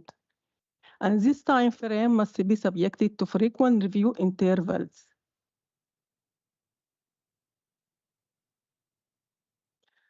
These intervals may be 2 or 5 years interval, and this calls for capacity building to monitor and to account for this contribution. For the quantum and transparency, also capacity building is limiting factors. It is a core factor that highly constrains the setup of an setup, implementation, and monitoring of the NCQG. So in this regard, enhanced capacity is needed. Sorry. For the refining, review of the NDCs, NAPs, so as to put a realistic costing of needs to ensure proper base of the quantified figure of the NCQG that address probably the developing countries' needs in equitable, predictable manner. And this needs to be informed by scientific basis report from SCC, as well as other additional important high-level reports that parties must consider.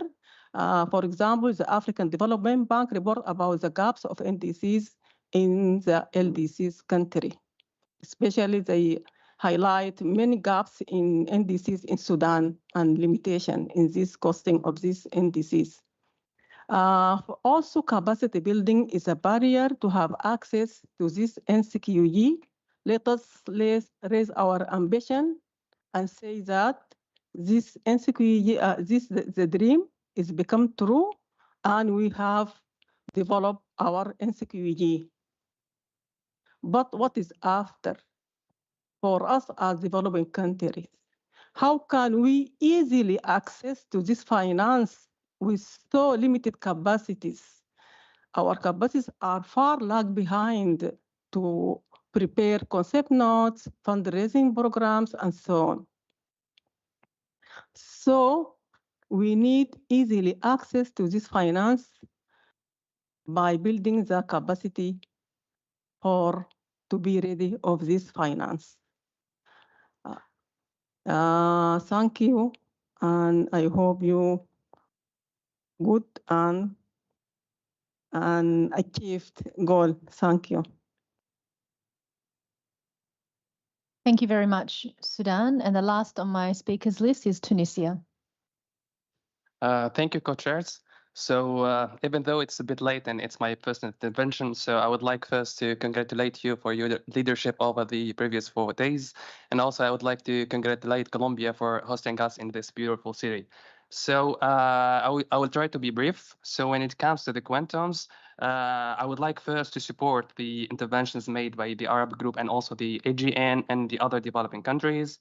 And I would like to iterate that the NCQG should be based on the priorities and needs of developing countries and support the country-driven strategies with a focus on NDCs and NAPs, and considering the needs expressed in LTS along with other national plans.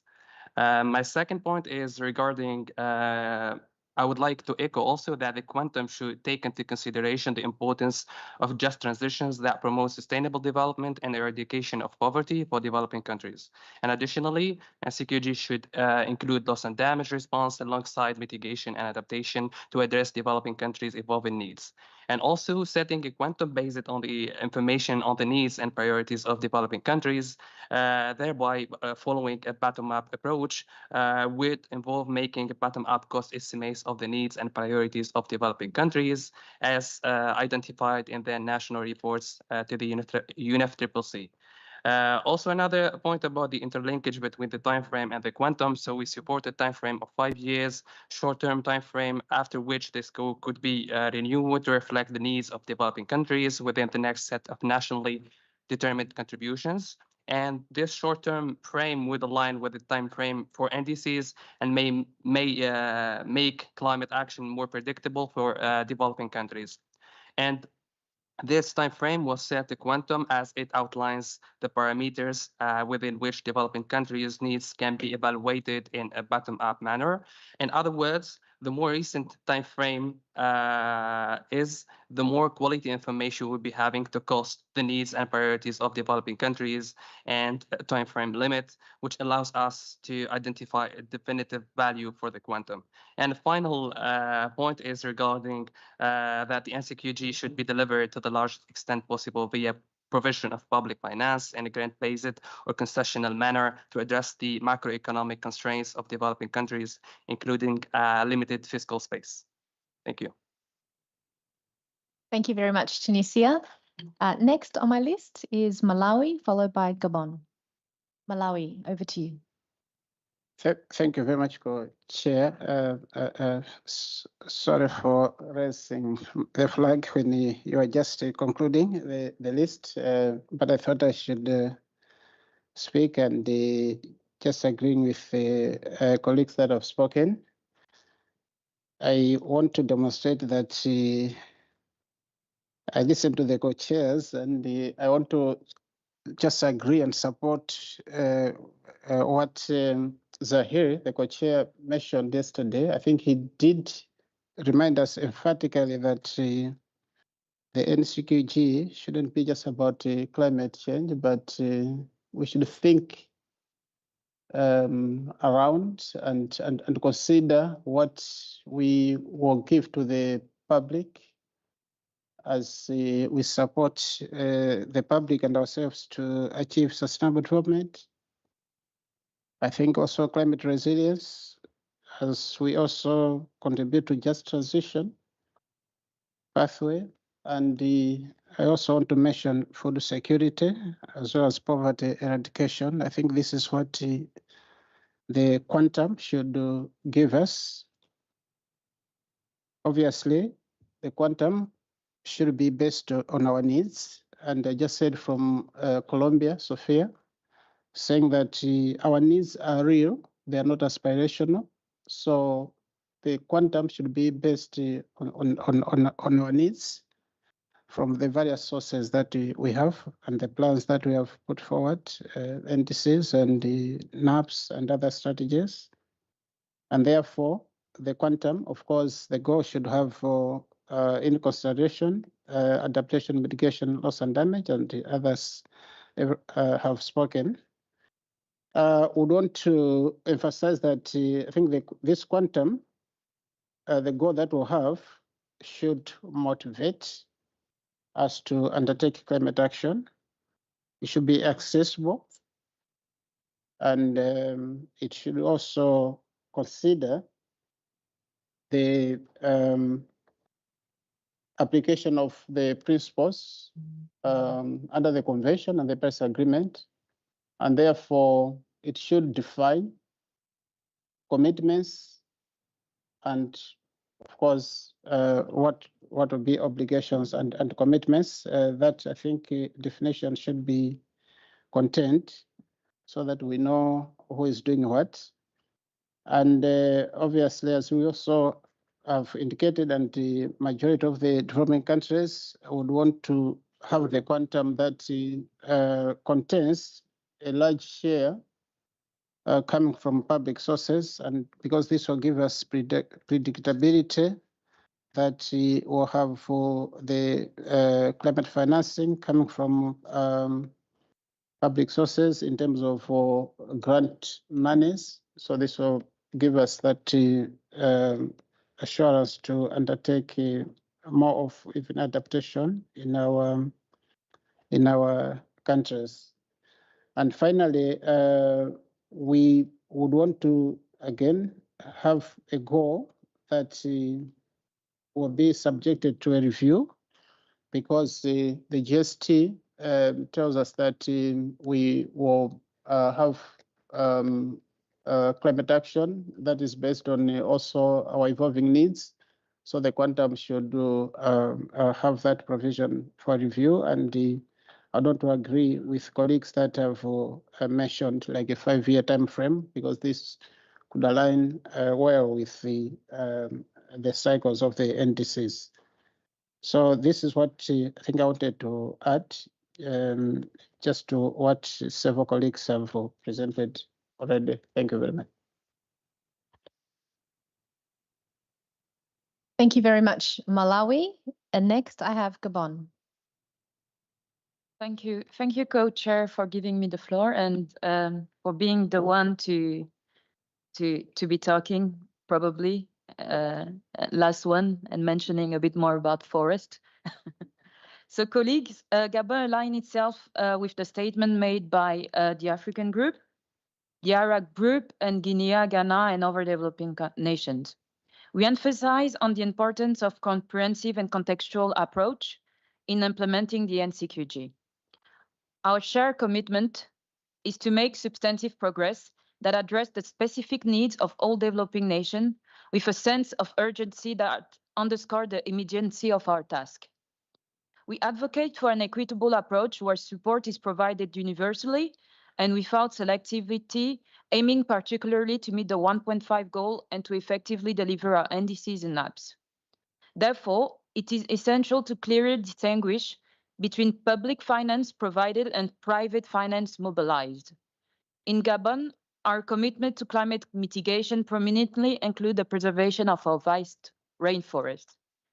These forests cover 88% of our territory and form a critical part of the Congo Basin, acting as a significant carbon sink for the planet. Achieving the 1.5 goal is unattainable without the preservation of such forest ecosystem. Therefore, it is important that the NCQG specifically support initiatives to preserve forest ecosystem and reduce emission.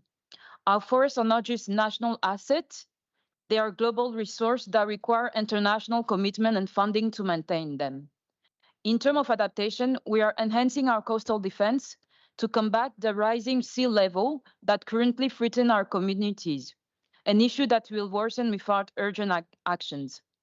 This initiative not only contributes to our climate resilience, but also align with our goal to eradicate poverty and advance the Sustainable Development Goals. Furthermore, it is important for us that the timeline for this updated should align with the 5-year cycle of the NDC and the GST, as mentioned by my colleague from Ghana, ensuring that our actions are timely and responsive. I would like to reiterate that any financial instrument potentially increasing debt burden should be excluded from our strategies. We need instruments that support, not undermine our economy stability, addressing not only the enabling factors, but also confronting barriers such as debt, high interest rate, high cost of finance, and also, as mentioned by my colleague from South Africa, unilateral measure is critical. These barriers, as noted by my colleagues from the AGN, affect our competitiveness and fiscal health. Finally, the NCQG must incorporate a claim framework for burden sharing among developed countries, acknowledging their historical responsibility and capability, and fostering an enabling environment that supports sustainable development and poverty eradication. Thank you. Thank you very much, Gabon. I see no more requests for the floor. Thank you everyone for your interventions. We have some minutes left before we close for today. As mentioned at the outset, we would like, with your permission, to give the floor to the observers, should any of the observer participants here wish to make an intervention. I understand that there is one intervention. Sorry, before we go to that, Arab Group? Yeah, sorry, co-chair, and definitely want to hear from the observers. So hopefully it's more than one that we listened to today. But before that, we just want to thank you for your efforts in the past few days. Thank everyone for their constructive engagement. I thank Colombia for inviting us here. Lovely to see the sloths and the various animals here. Created a good environment for engagement. We just want to close with one sentence that would say, we would like to ask the co-chairs to update their initial document that they developed for this meeting based on A, past submissions and future submissions on the NCQG, and B, the discussions that we've had during this meeting. And then also, we'd like to acknowledge that that would be on your authority, and the document won't have any official status. So we just wanted to say this one sentence and thank you for your efforts. And now to hear the observers. Thank you. Thank you very much for your kind words, Arab Group. And I'll throw to my co-chair shortly to outline the next steps from here. But I think, Jeremy, over to you. Thank you. Thank you to the co-chairs for the opportunity to provide inputs here in the meeting of the ad hoc work programme. And we hope this sets a great precedent for the remaining meetings of the ad hoc work programme for us to go on the record. And of course, thank you to our host Colombia for hosting us here in the delightful city of Cartagena. My name is Jeremy Anderson, representing Tungo. And as we want to be respectful of the time constraints, I'm also giving this statement on behalf of WGC, Youngo and Engo, although we hope in future there'll be the space for individual constituency interventions. So we understand the interlinkages between the quantitative and qualitative elements of the NCQG is something we need to underscore. Indeed, taking into account the lessons learned from the shortcomings of the 100 billion, we highlight the need for a strong and comprehensive inclusion of qualitative elements that address issues including, but not limited to, the role of stakeholders, access, and CBDRC, as well as the public provision of non-debt exacerbating finance. But firstly, some brief comments on the quantum. The NCQG should respect the principle of CBDRC and the obligation of developed countries under the Paris Agreement to provide public finance as the core of the NCQG, in the context of historic responsibilities, responsive to the needs and priorities of developing countries and affected communities, and as a matter of climate justice. Public provision and mobilization by developed countries, accounted for in grant equivalent terms, should be the substantive core.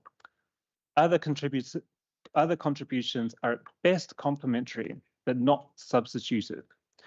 And to ensure clarity on additionality, philanthropic funding should be excluded from the NCQG. Relating to sources, public money in developed countries should be redirected as a matter of political priority, including by ending continued fossil fuel subsidies and reallocating military spending. The discourse of quality should not be relegated to a preamble, but integrated throughout, including in context and as operational mandates in the goal itself, acknowledging its strong linkages to quantity, particularly with respect to access, concessionality, debt sustainability, and transparency. So moving on to some selective qualitative elements. On concessionality, the NCQG must avoid deepening the indebtedness and constriction of fiscal space in the Global South through finance provision and mobilization, prioritizing grants in highly concessional finance, especially for the three thematic areas: adaptation, loss and damage, and mitigation.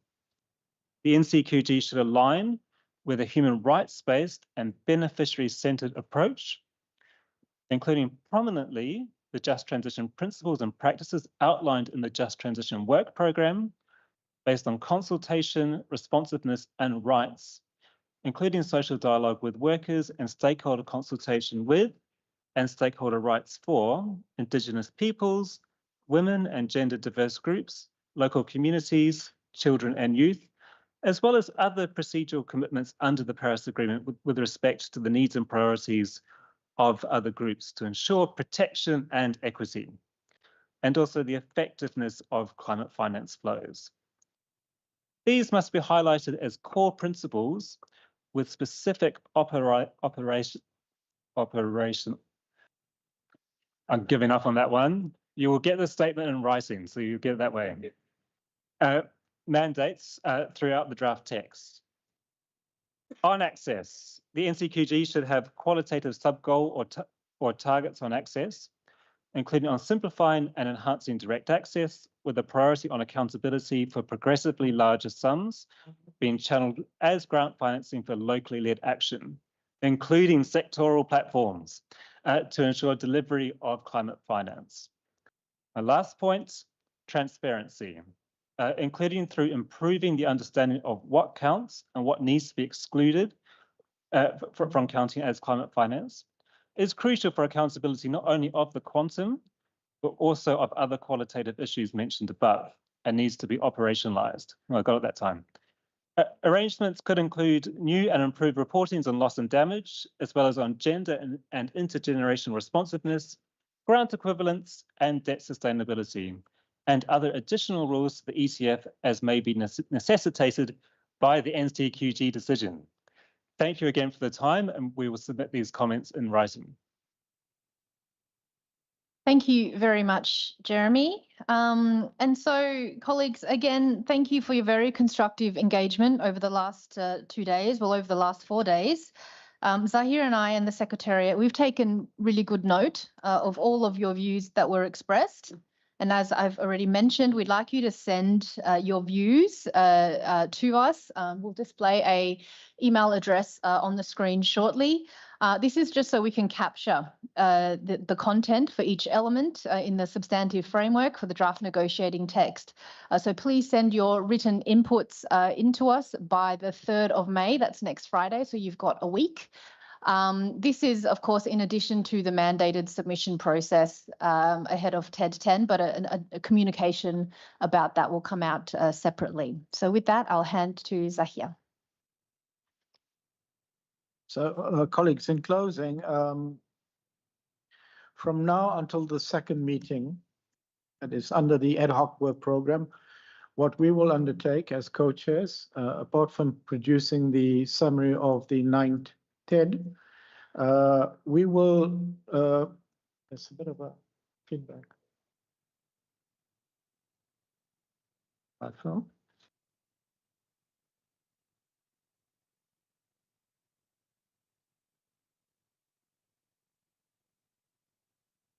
Do you find with there's a bit of feedback. But okay, we'll work through the feedback because we're going to finish early anyway.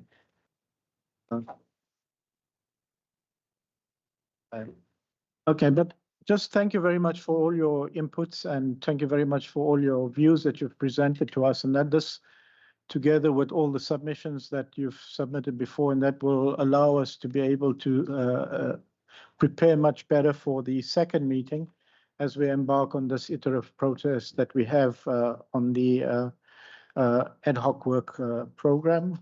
We will be initiating preparations for the second meeting, which will take place in conjunction with the 60th session of the SBs in Bonn. And since many of the parties that will be present in Bonn, we are looking into opportunities to actually maximize the time available for us that we have in Bonn. An official notification to this effect will be published in due course. Ahead of the second meeting, we'll also prepare and publish a set of guiding questions for parties and non-party stakeholders that wish to also make submissions. We will prepare the provisional program, which we will make available also on the UNFCCC website. Before closing, let me and Fiona, my co-chair, let us continue to, and we will always be making ourselves available to all of you whenever and if ever you require it to engage with us. And we are always available for any form of bilateral consultations that you may have with interested parties and groups of parties. In closing, I would like to thank once again wholeheartedly the government of Colombia. Would like to thank Sophia and Victor for hosting us, for hosting this TED here in this beautiful town of Cartagena. Additionally, would like to also extend a special thanks to Theodora and Angela for their invaluable assistance in processing the visas for those attendees who needed them to enter Colombia. Furthermore, we'd also like to thank the colleagues of the UNDP for the logistical support you've provided. That's by Marcella's team. Special thanks also to Genoveva. And we would also like to thank the team of Hotel Carib and also the technical team for providing us with the excellent facilities and services. And a big thank to you, Fidel, and your supervisor, Fernando, and Dana's team. And on behalf of all the participants, we'd like to just give a round of applause to all of you.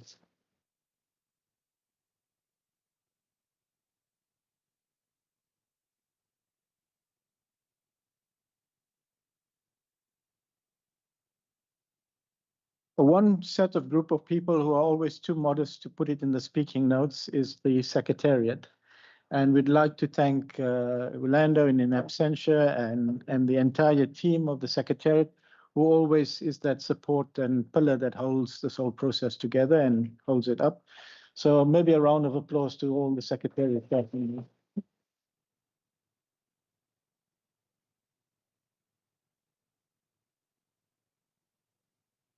And finally, in closing, I'd like to thank all of the participants for sharing your views, for your respectfully listening to others' views, for the way in which you've engaged in this process. I, myself and Fiona, found it extremely constructive. And with that, we wish to want to extend safe travels to all of you, wherever you may be going. We look forward to seeing you again in the second meeting under the ad hoc work program. And with that, the first ad hoc work program meeting is hereby closed. Thank you very much.